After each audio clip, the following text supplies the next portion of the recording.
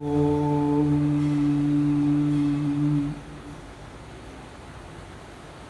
ಜನ್ಮಾದ್ಯಸ್ಯ ತನ್ಮಯಾದಿತರತಶ್ಚಾರ್ಥೇಷ್ಟವಿಘ್ನೇಶ್ವರಾಟ್ ತೇನೇ ಬ್ರಹ್ಮಹೃದಾಯಾದಿಕವಯೇ ಮುಹ್ಯಂತೆ M ಸೂರಯಃ ತೇಜೋ ವಾರಿಮೃತಾಮ್ಯತಾ ವಿನಿಮಯೋ ಯತ್ರ ತ್ರಿಸರ್ಗೋ ಮೃತಾ धाम्ना स्वेन सदा निरस्तकुहकं सत्यं परं धीमहि सृष्टिस्थित्यप्यहेयां नियतदृशतमो बन्धमोक्षाश्च यस्मात् अस्य श्रीब्रह्मरुद्र प्रभृतिसुरनरद्वीषशत्रुत्मकस्य विष्णोर्व्यस्ताः समस्ताः सकलगुणनिधिः सर्वदोषव्यपेतः पूर्णानन्दाप्ययो यो गुरुरपि परमश्चिन्तयेतं महान्तं धर्मप्रोज्झितकैतवोत्तपरमः निर्मत्सराणां सतां वेद्यं वास्तवमत्र वस्तु शिवदं तापत्रयोन्मूलनं श्रीमद्भागवते महामुनिकृते किं वा परैरीश्वरः सद्यो हृत्यवरुध्यते प्रकृतिभिः शुश्रूषुभिस्तक्षण निगमकल्पतरुर्गलितं फलं सुखमुखादमृतद्रवसंयुतं पिबत भागवतं रसम् आलयं मुहुरहो रसिकाः भुवि भावुकाः अभ्रमं भङ्गरहितम् अजरं विमलं सदा आनन्दतीर्थमतुलं भजे तापत्रयापहम् भवति यदनुभावादेडमूकोऽपि वाग्मी जडमतिरपि जन्तुर्जायते प्राज्ञमौलिः सकलवचनचेतो देवता भारती सा मम वचसि निधत्तां सन्निधिं मानते च अस्मत्गुरुसमारम्भां टीकाकृत्पादमध्यगां श्रीमदाचार्यपर्यन्तां वन्दे गुरुपरम्पराम् विद्यायां बुधाचार्यं वेदज्ञानाब्धिचन्दिरं दुर्मतध्वान्तमार्ताण्डं सत्यध्यानमुनिं भजे पञ्चाशद्वर्गपर्यन्तं सततं रामपूजकः श्रीसत्यप्रमोदगुरुराट् भासतां नो हृदम्बरे बन्धुस्त्वं गुरुरिष्टदैवतमिति त्वत्पादकङ्केऽहं प्राप्तं मां परिपालयेति सततं याते निबद्धाञ्जलिः चित्तं मत्पुनगौडचिन्तनविदो नूनं मनं मा कृता श्रीसत्यात्मगुरो तदङ्ग्रियुगलं हित्वा न मे सद्गतिः यैरहं श्रुतवत् सम्यक् शिक्षितोऽस्मि कृपालुभिः तान् वन्दे धेनुकाचार्यान् तत्त्वज्ञानार्थसिद्धये श्रीगुरुभ्यो नमः हरिः ओम हरिः ओम हरिः ओम स्वस्तिस्तु असेडन मंगलानि सन्तु श्लोकैकश्रवणपठनमात्रेण वक्तुस्य श्रोतॄणां निखिलकलिकृतकल्मषापनोदनपडतले धर्माद्यखिलपुरुषार्थसाधनीभूते अद्य श्रीमद्भागवते षष्ठस्कन्धान्तरकथा प्रारम्भे किञ्चित् पूर्वकथानुवादः हरिः ओम हरिः ओम हरिः ओम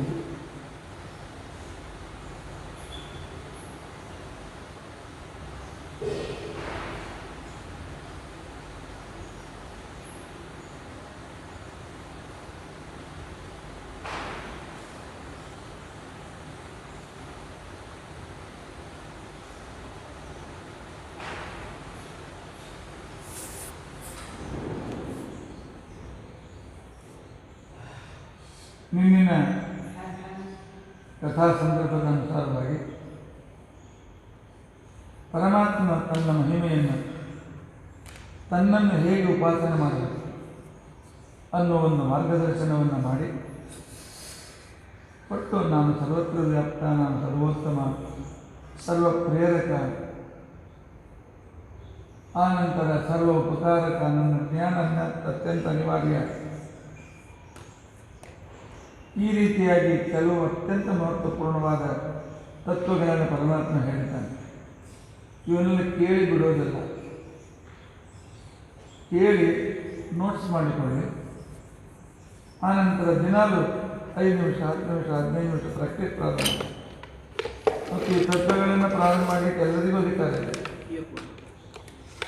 ಆದ್ದರಿಂದ ಈ ಚಿಂತನೆ ಪ್ರತಿಯೊಬ್ಬರು ಶ್ರವಣ ಮಾಡ್ತಕ್ಕಂಥ ಪ್ರತಿಯೊಬ್ಬರು ಮಾಡಲೇಬೇಕು.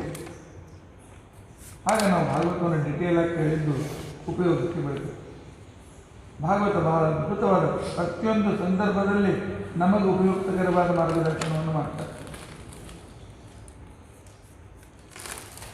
ಈಗ ಪರಮಾತ್ಮ ತಾನು ಸಂಕಟರೂಪಿಯಾದ ಭಗವಂತ ತನ್ನ ಉಪದೇಶವನ್ನು ಕೊಟ್ಟು ಯಾವಾಗ ಅಂತರ್ಹಿತನಲ್ಲ, ಆಗ ಚಿತ್ರಕೇತು ರಾಜ ಆ ದಿಕ್ಕಿಗೆ ಸಾಷ್ಟಾಂಗ ನಮಸ್ಕಾರವನ್ನು ಮಾಡಿ ಇವನ ಉಪಾಸನೆ ಇವನ ಭಕ್ತಿ ಕಂಡು ಭಗವಂತನೇ ಇವನಿಗೆ ಒಂದು ಅದ್ಭುತವಾದ ಒಂದು ವಿಮಾನವನ್ನು ಕೊಟ್ಟಿದ್ದಾರೆ. ಅದರಿಂದ ಅವನು ಯಾವ್ದು ಬೇಕಾದ ಲೋಕಕ್ಕೆ ಹೋಗ್ಬೋದಾಗಿದೆ.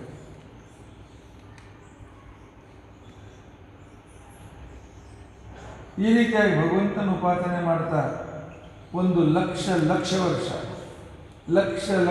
ಅಂತಂದರೆ 1 ಲಕ್ಷ ವರ್ಷ ಅಂತ ತಿಳ್ಕೊಂಡಂತಂದರೆ 1 ಅಬ್ಜ ವರ್ಷ. ಅಬ್ಜ ವರ್ಷದವರೆಗೂ ಅವನು ಭಗವಂತನ ಧ್ಯಾನ ಮಾಡ್ತಾ ಇದ್ದ. ಆದರೂ ಅವನಲ್ಲಿರ್ತಕ್ಕಂತಹ ದೇಹ ಶಕ್ತಿ ಕಡಿಮೆಯಾಗಲಿಲ್ಲ, ಇಂದ್ರಿಯಗಳಲ್ಲಿರ್ತಕ್ಕಂತಹ ಇಂದ್ರಿಯ ಪಾಠವ ಕಡಿಮೆಯಾಗಲಿಲ್ಲ. ಈ ರೀತಿಯಾಗಿ ಅಷ್ಟೇ ಅಲ್ಲ, ಅವನನ್ನು ನೋಡಿ ಅವನನ್ನು ಆದರ್ಶವನ್ನಾಗಿಟ್ಟುಕೊಂಡು ಅನೇಕ ಜನರು ಅವನ ಭಕ್ತರು ಸ್ತೋತ್ರ ಮಾಡ್ತಾ ಇದ್ದಾರೆ. ಎಂಥ ಅದ್ಭುತವಾದಂಥ ಜಿತೇಂದ್ರಿಯತ್ವ, ಎಂಥ ಅದ್ಭುತವಾದಂಥ ಭಕ್ತಿ ಅಂಥೇಳಿ. ಆದರೆ ಭಗವಂತನನ್ನು ಬಿಟ್ಟು ಉಳಿದವರೆಲ್ಲರೂ ಕೂಡ ಸದೋಷರೇ. ಒಂದು ಸಲ ಅವನ ಕಡೆಯಿಂದ ಒಂದು ತಪ್ಪಾಯಿತು. ಚಿತ್ರಕೇತು ಒಂದು ಸಲ ಕೈಲಾಸ ಪರ್ವತದ ಮೇಲಿಂದ ವಿಮಾನದಲ್ಲಿ ಕುಳಿತು ಹೋಗ್ತಾ ಇದ್ದ. ಕುಳಿತು ಹೋಗ್ತಕ್ಕಂಥ ಸಂದರ್ಭದಲ್ಲಿ ಆಗ ರುದ್ರದೇವರನ್ನು ಕಂಡ. ಕೈಲಾಸ ಪರ್ವತದ ಮೇಲೆ ಜಗದೇಕ ಸುಂದರನಾಗಿರ್ತಕ್ಕಂಥ ಶಂಕರ ಶಿವ ತನ್ನ ಪತ್ನಿ ಪಾರ್ವತಿಯನ್ನು ತನ್ನ ತೊಡೆ ಮೇಲೆ ಕೂಡಿಸಿಕೊಂಡು ಅವಳು ಭಗವಂತನನ್ನು ಆ ರುದ್ರದೇವರನ್ನು ಆಲಿಂಗನ ಮಾಡಿಕೊಂಡಿದ್ದಾಳೆ. ಅವನು ಕೂಡ ಒಂದು ಕೈಯಿಂದ ಅವಳನ್ನು ಆಲಿಂಗನ ಮಾಡಿಕೊಂಡು ಆನಂತರ ಋಷಿ ಮುನಿಗಳಿಗೆ ಪಾಠ ಪ್ರವಚನವನ್ನು ಮಾಡ್ತಾ ಇದ್ದಾನೆ. ಅಂದರೆ ಸಭೆಯಲ್ಲಿ ಹೆಂಡತಿಯನ್ನು ತೊಡೆಯ ಮೇಲೆ ಮುಡಿಸ್ಕೊಂಡು ಅವಳ ಆಲಿಂಗನದಲ್ಲಿ ಇದ್ದು ತನ್ನ ಕಾರ್ಯವನ್ನು ಮಾಡ್ತಾ ಇದ್ದಾನೆ. ಇದೇನು ಅಸಹ್ಯ ಅಂತ ತಿಳ್ಕೊಂಡಂತೇಳಿ ನೀವು ಅನ್ಬೋದು. ಅಸಹ್ಯ ಅಲ್ಲ, ಪರಮಾತ್ಮ ಅವನಿಗೆ ದಂಪತಿಗಳು ಪ್ರೀತಿಯಿಂದ ಇರುವುದಕ್ಕೋಸ್ಕರ, ದಂಪತಿಗಳು ಪರಸ್ಪರ ಪ್ರೀತಿಯಿಂದ ಇರುವುದಕ್ಕೋಸ್ಕರ, ದಂಪತಿಗಳಲ್ಲಿ ಉತ್ತಮವಾಗಿರ್ತಕ್ಕಂಥ ಮಕ್ಕಳಾಗುವುದಕ್ಕೋಸ್ಕರ ಈ ರೀತಿಯಾಗಿರ್ತಕ್ಕಂಥ ಒಂದು ರೂಪದಿಂದ ಇದ್ದು ನಾನು ಜಗದೇಕ ಸುಂದರಿ ಪಾರ್ವತಿ ನನ್ನ ಆಲಿಂಗನದಲ್ಲಿದ್ದರೂ ಕೂಡ ನನ್ನ ಮನಸ್ಸು ಸ್ವಲ್ಪ ವಿಚಲಿತವಾಗಿಲ್ಲ. ಊರ್ಧ್ವರೇತಸ್ಕ, ಅದ್ಭುತ ಜಿತೇಂದ್ರಿಯತ್ವ ಅನ್ನೋದನ್ನು ಜಗತ್ತಿಗೆ ತೋರಿಸಿಕೊಡೋದಕ್ಕೋಸ್ಕರ ಸನ್ಯಾಸಿಯಾಗಿ ಒಬ್ಬಂಟಿಗನಾಗಿ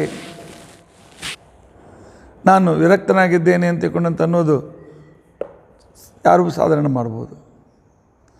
ಜಗದೇಕ ಸುಂದರಿಯಾಗಿರ್ತಕ್ಕಂಥ ಹೆಂಡತಿ ತೊಡೆಯ ಮೇಲೆ ಆಲಿಂಗನದಲ್ಲಿದ್ದರು ನಿರ್ವಿಕಾರನಾಗಿ ಇರತಕ್ಕಂಥ ಒಂದು ಅದ್ಭುತ ಮನೋದೇವತೆಯ ಮಹಿಮೆ ಇದು, ರುದ್ರದೇವರ ಮಹಿಮೆ. ಅದನ್ನು ತಿಳಿದುಕೊಂಡಿರ್ತಕ್ಕಂಥವ್ರು ಅದನ್ನು ಆಕ್ಷೇಪ ಮಾಡಿರಲಿಲ್ಲ. ಆದರೆ ಚಿತ್ರಕೇತುವಿಗೆ ಇದು ಅರ್ಥ ಮಾಡಿಕೊಳ್ಳಲಿಲ್ಲ.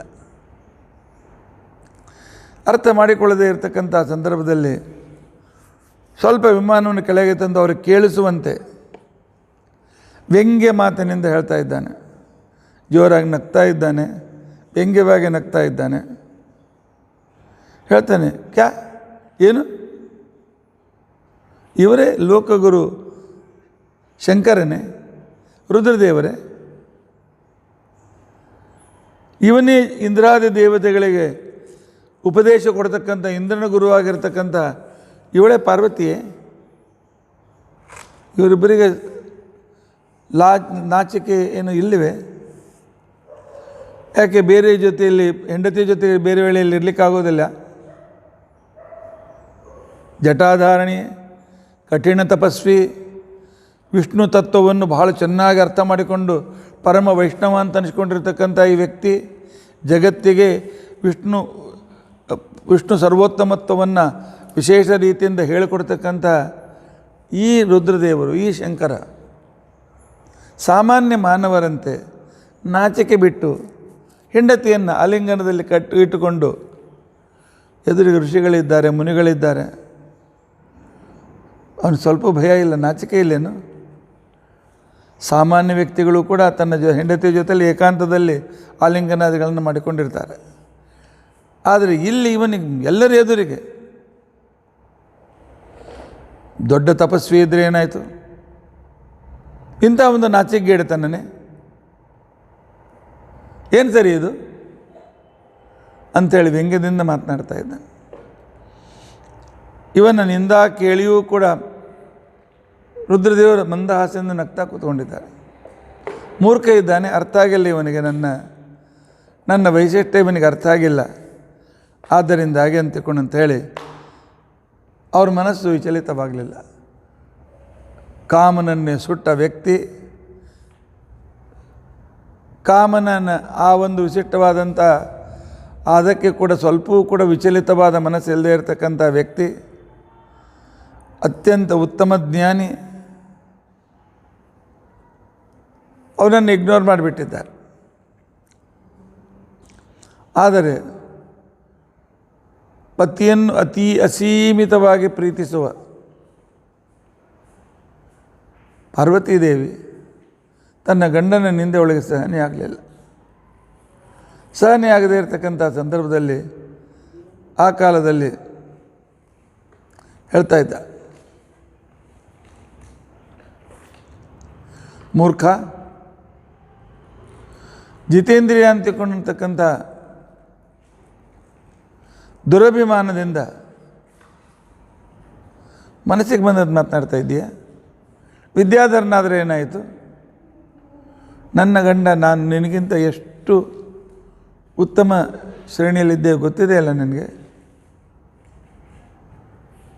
ಎಲೆ ಸಭಾಸದರ ಸ್ವಲ್ಪ ಕೇಳಿ, ಜಗತ್ತಿನ ತಂದೆ ತಾಯಿಗಳು ನಾವು, ನಮಗೆ ನಿರ್ಲಜ್ಜ ಅಂತ ತಿಳ್ಕೊಂಡಂತೇಳಿ ಬುದ್ಧಿ ಹೇಳಲಿಕ್ಕೆ ಬಂದಿದ್ದಾನಲ್ಲ ಇವನು. ಇವತ್ತು ದೇವತೆಗಳಿಗೆ, ವಿದ್ಯಾಧರರಿಗೆ ಮುಖಂಡನಾಗಿದ್ದಾನಲ್ಲ, ಅಥವಾ ತಾನೇ ಯಮ ಅಂತ ತಿಳ್ಕೊಂಡಂತೇಳಿ ಅಹಂಕಾರದಿಂದ ಬೀಗ್ತಾ ಇದ್ದಾನಲ್ಲ ಇವನು. ಅರ್ಧ ನಾರಿ ನರೇಶ್ವರರಾಗಿ, ಅರ್ಧ ಶರೀರವೇ ನಾನು, ಅರ್ಧ ಶರೀರದ ರುದ್ರದೇವರು. ಜಗತ್ತಿಗೆ ಇದನ್ನು ಕೊಡ್ತಕ್ಕಂಥದ್ದು ಬ್ರಹ್ಮಾದಿ ದೇವತೆಗಳೇ ಇದೇ ರೂಪದಲ್ಲಿ ನಮ್ಮನ್ನು ಆಶೀರ್ವದಿಸಿದ್ದಾರೆ. ಇದೇ ಕ್ರಮದಲ್ಲಿ ನಮ್ಮನ್ನು ಅನುಮೋದಿಸಿದ್ದಾರೆ. ಆನಂತರ ಭೃಗು ಋಷಿಗಳು, ನಾರದರು, ಸನತ್ಕುಮಾರರು, ಆನಂತರ ಉಳಿದ ಯಾರು ಬಂದು ದಿನಾಲು ನಮಸ್ಕಾರ ಮಾಡಿ ಸ್ತೋತ್ರ ಮಾಡಿ ನಮ್ಮನ್ನು ಹೊಗಳಿ ನಮ್ಮಿಂದ ಉಪದೇಶ ಪಡೆದು ಹೋಗ್ತಾರೆ. ಅವ್ರಿಗಿಂತ ಇವನು ದೊಡ್ಡಸ್ತಾನೆ. ಸಾಕ್ಷಾತ್ ಕಪಿಲ ಋಷಿ ನಮ್ಮ ಮೇಲೆ ಪರಮಾನುಗ್ರಹವನ್ನು ಮಾಡಿದ್ದಾರೆ. ಇವರು ಯಾರೂ ತಿರಸ್ಕಾರ ಮಾಡಲಿಲ್ಲಲ್ಲ. ಯಾಕೆ? ಇವರಿಗೆ ಯಾರಿಗೂ ಧರ್ಮ ಗೊತ್ತಿಲ್ವ? ಇವನಿಗೊಬ್ಬನಿಗೆ ಗೊತ್ತಿದೆ. ಏಷಾಂ ಅನುಧ್ಯೇಯ ಪದಾಜ್ಯಯುಗ್ಮಂ ಜಗದ್ಗುರುಂ ಮಂಗಲಂ ಸ್ವಯಂ. ಪರಮಾತ್ಮ, ಲಕ್ಷ್ಮೀದೇವಿ, ಬ್ರಹ್ಮ ಸರಸ್ವತಿ, ವಾಯುಭಾರತೀಯರ ನಂತರ ಜಗತ್ತಿಗೆ ಗುರು ಆಗಿರ್ತಕ್ಕಂಥ, ಜಗತ್ತಿಗೆ ತಂದೆ ತಾಯಿಗಳಾಗಿರ್ತಕ್ಕಂಥ ಮಂಗಲದಾಯಕ ಜನರಿಗೂ ಕೂಡ ಮಂಗಲದಾಯಕನಾಗಿರ್ತಕ್ಕಂಥ ನಮಗೆ ಈ ಮೂರ್ಖ ಕ್ಷತ್ರಿಯ ಒಬ್ಬ ರಾಜ ಸಿದ್ಧನಾಗಿದ್ದಾನೆ ಅಂತ ತಿಳ್ಕೊಂಡಂತೇಳಿ ನಮಗೆ ಇವನು ಈ ರೀತಿಯಾಗಿರ್ತಕ್ಕಂಥ ಉಪದೇಶ ಕೊಡಲಿಕ್ಕೆ ಬಂದಿದ್ದಾನಲ್ಲ, ಸರಿಯಲ್ಲ. ಹಿರಿಯರಿಗೆ ಅಪಮಾನ ಮಾಡಿರ್ತಕ್ಕಂಥವನಿಗೆ ಆಗಿಂದಾಗಲೇ ಶಿಕ್ಷೆ ಸಿಗಲೇಬೇಕು ಅಂತ ಇವನಿಗೆ ದಂಡ ಕೊಡಲೇಬೇಕು ಅಂತ ತಿಳ್ಕೊಂಡಂತೇಳಿ ಪಾರ್ವತಿ ಹೇಳ್ತಾ ಇದ್ದಾಳೆ.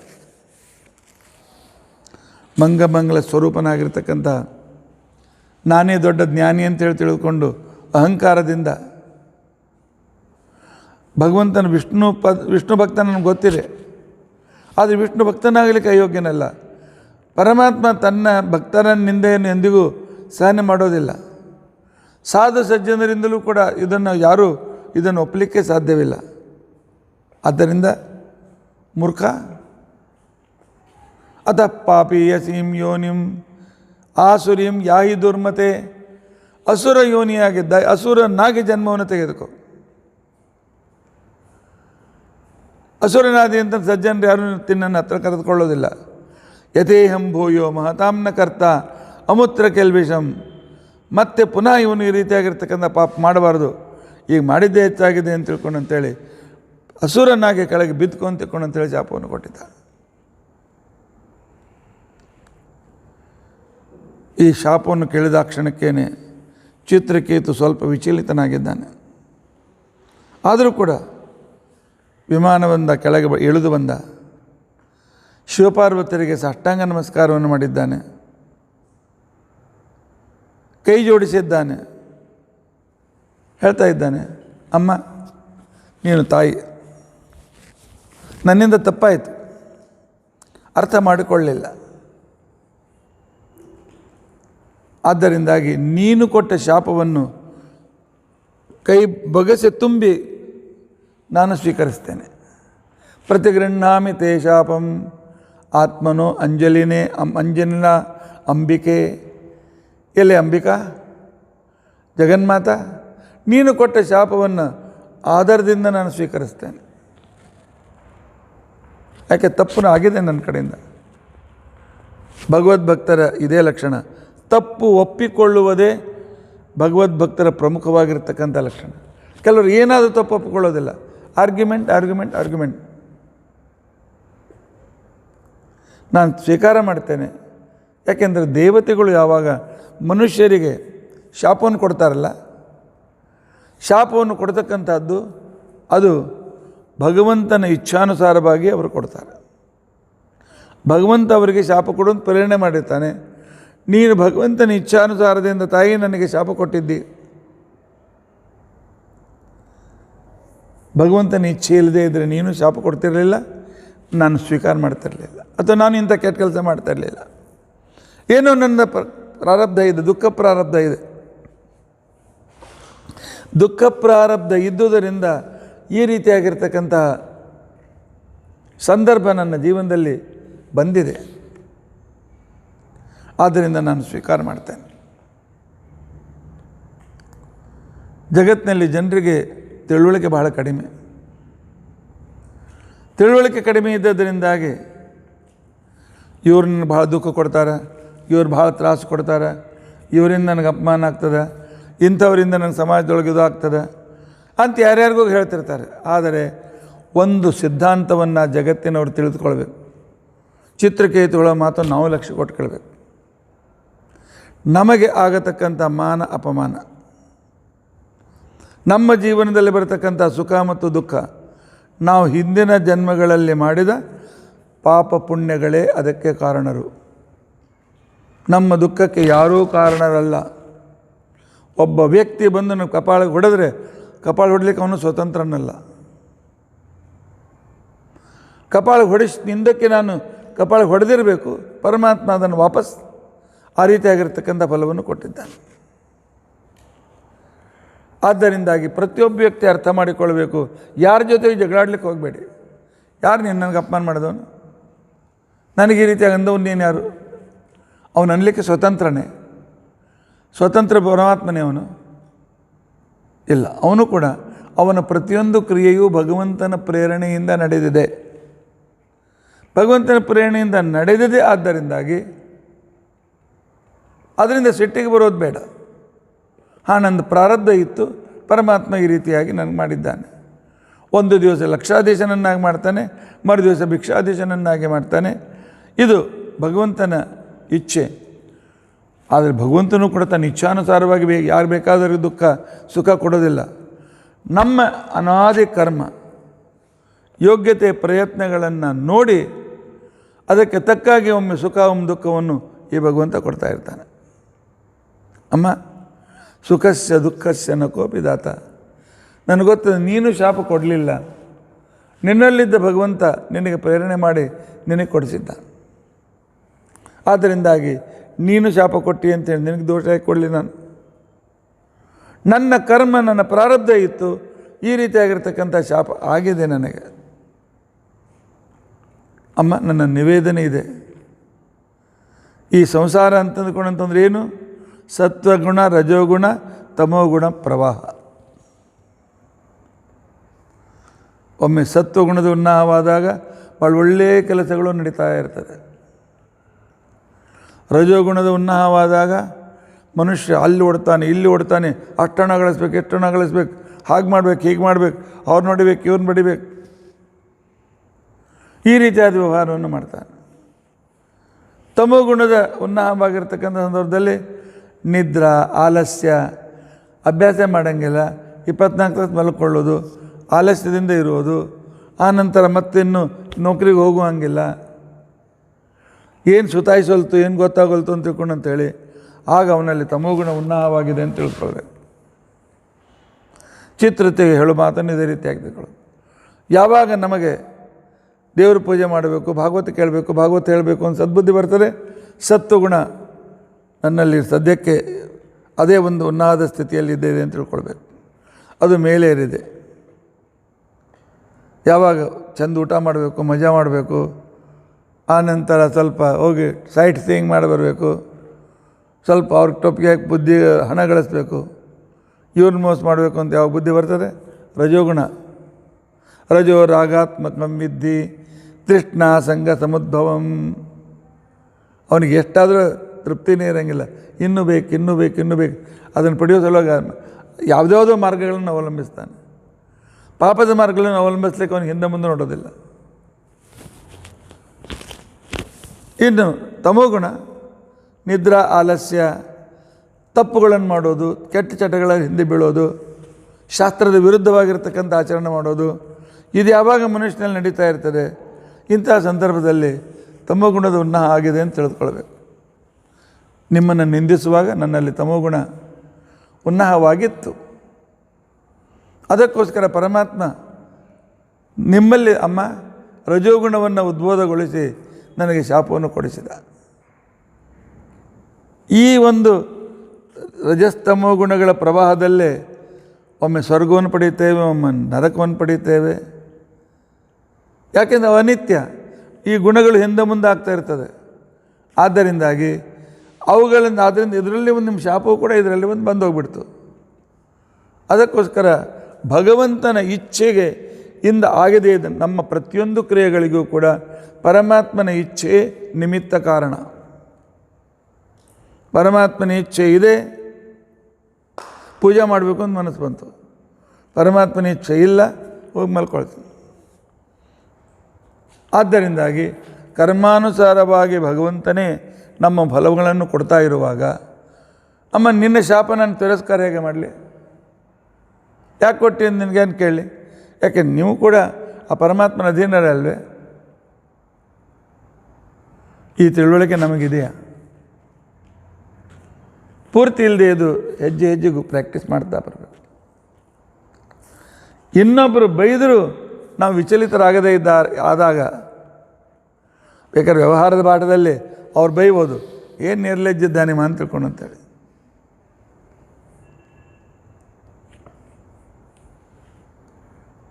ಇಲ್ಲಿ ಒಬ್ಬರು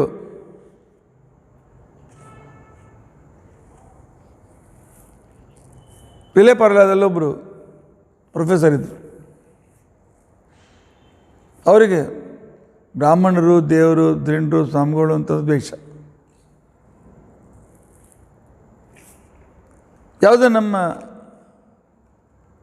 ಆಚಾರ್ಯ ಆಜ್ಞೆ ಮಾಡಿದ ಏನೋ ಅವ್ರು ಕೊಡಲಿಕ್ಕೆ ಕಳಿಸ್ಕೊಟ್ಟಿದ್ರು. ನಾನು ಹೋಗಿ ಕೊಡ್ಲಿಕ್ಕೆ ಹೋದೆ. ನಾನು ಭಾಳೇನು ಸಣ್ಣವನೇ ಇರಲಿಲ್ಲ, 19-20 ವರ್ಷದವನಿದ್ದೆ. ಹೋದ ಕ್ಷಣಕ್ಕೇನೆ ಆ ವ್ಯಕ್ತಿ ನಿಮ್ಮ ಆಚಾರ್ಯ ಹಿಂಗೆ, ನಿಮ್ಮ ಸ್ವಾಮಿಗಳು ಹಿಂಗೆ, ನೀವು ಇವ್ರು ಹಿಂಗಿದ್ದಾರೆ, ಅವ್ರು ಹಿಂಗಿದ್ದಾರೆ, ಇವ್ರು ಹಿಂಗಿದ್ದಾರೆ, ಏನು ಮಾಡ್ತಾರೆ, ಸಮಾಜಕ್ಕೆ ಏನು ಮಾಡ್ತಾರೆ, ಬರೀ ಹಂಗೆ ಬರೀ ಹಣ ಗಳಿಸ್ತಾರೆ, ಅದು ಮಾಡ್ತಾರೆ, ಇದು ಮಾಡ್ತಾರೆ, ಏನೇನೋ 20 ಲಕ್ಷ ಕೊಟ್ಟರು. ಯಾಕೆಂದರೆ ನಾನು ನನಗಿಂತ ಸ್ವಲ್ಪ ಹಿರಿಯರು ಪರಿಚಯನೂ ನನಗಿತ್ತು ಚೆನ್ನಾಗಿ. ಅಪರಿಚಿತರೇನಲ್ಲ, ಭಾಳ ಒಳ್ಳೆಯ ಪರಿಚಿತ ಇತ್ತು. ನಾನು ಕೂತ್ಕೊಂಡು ಕೇಳ್ತಾ ಇದ್ದೆ. ಯಾಕಂದ್ರೆ ನಮ್ಮ ಆಚಾರ್ಯ ನಮಗೆ ಕಲಿಸಿದ್ರು, ಯಾರು ಬೈತಾರೆ ಸುಮ್ಮನೆ ಕೂತ್ಕೊಡ್ರಿ, ತಾವಾಗೆ ಮುಗಿಸ್ತಾರೆ. ಮುಗಿಸಿದ್ಮೇಲೆ ಇನ್ನೊಂದು ಬೇಕಾದ್ರೆ ಕೇಳಿ, ಮುಗೀತೋ ಅಥವಾ ಇನ್ನೂ ಸ್ವಲ್ಪ ಇದ್ದರೆ ಕೊಡ್ತೀನಿ ನಾನು ಅಂತೇಳಿ. ನಾನು ಅವತ್ತು ಹಾಗೆ ಕುಳಿತುಕೊಂಡಿದ್ದೆ. 15 ಮಿನಿಟ್ ಆದಮೇಲೆ ಪಾಪ ಅವರು ಬೈದು ದಣದ್ರು. ಆ ಕಾಲದಲ್ಲಿ ಏನ್ರಿ ನಾಗರಳ್ಳಿ ಬೈದೇನು ಆಗಲೇ ಎಷ್ಟು ನಿರ್ಲಜ್ಜಿದ್ದೀರಿ ನೀವು. ಅದಕ್ಕೆ ನಾ ಹೇಳಿದೆ, ಬೈದು ದಣದವ್ರು ನೀವು, ನನಗೇನು ಬೈದಾಗಿಲ್ಲ. ಯಾಕೆಂದ್ರೆ ನೀವೇನು ಬೈದಿದ್ದೀರಿ ಇದೆಲ್ಲ ಸುಳ್ಳದಂತ ನನಗೆ ಗೊತ್ತದ. ನಿಮ್ಮ ಮನಸ್ಸಿನ ವಿಕೃತಿಯಿಂದ ಬೈಲಿಕ್ಕತ್ತೀರಿ. ನನಗಿಂತ ಹಿರಿಯರು, ಆದ್ದರಿಂದ ನಾ ಏನು ಮಾತಾಡಲಿ? ಮುಗಿದಿದ್ರೆ ಹೇಳ್ರಿ, ಏನು ಬೇಕಾದ್ರೆ ಇನ್ನೂ ಸ್ವಲ್ಪ ಬೈಯೋದು ಬಾಕಿ ಇದ್ದರೆ ನಾನು ಇನ್ನೂ ಸ್ವಲ್ಪ ಕೂತ್ಕೊಳ್ತೇನೆ ಅಂತ ಹೇಳ್ಕೊಂಡಂತ ಹೋಗಿ ನಿರ್ಲಜ್ಜಿದೋಗಿ ಅಂತ ಹೇಳ್ಕೊಂಡಂತೇಳಿ ಕಳಿಸಿ. ಇಂಥ ಜನರು ಇರ್ತಾರೆ ಜಗತ್ತಿನಲ್ಲಿ. ಆದರೆ ನಾವು ತಿರುಗಿ ಬೈದ್ರೆ ಅವ್ನು ಮತ್ತಿನ್ನೂ ಹೆಚ್ಚಿಗೆ ಬೈತಿದ್ರು. ತಾಸುಗಟ್ಟಲೆ ನಾನು ಬೈಯೋದು ಅವ್ರು ಬೈಯೋದು ನಡೀತಿತ್ತು. ಹಿರಿಯರಿದ್ದರು ಬೈಲಿಕ್ಕೂ ಹಂಗಂಗಿಲ್ಲ.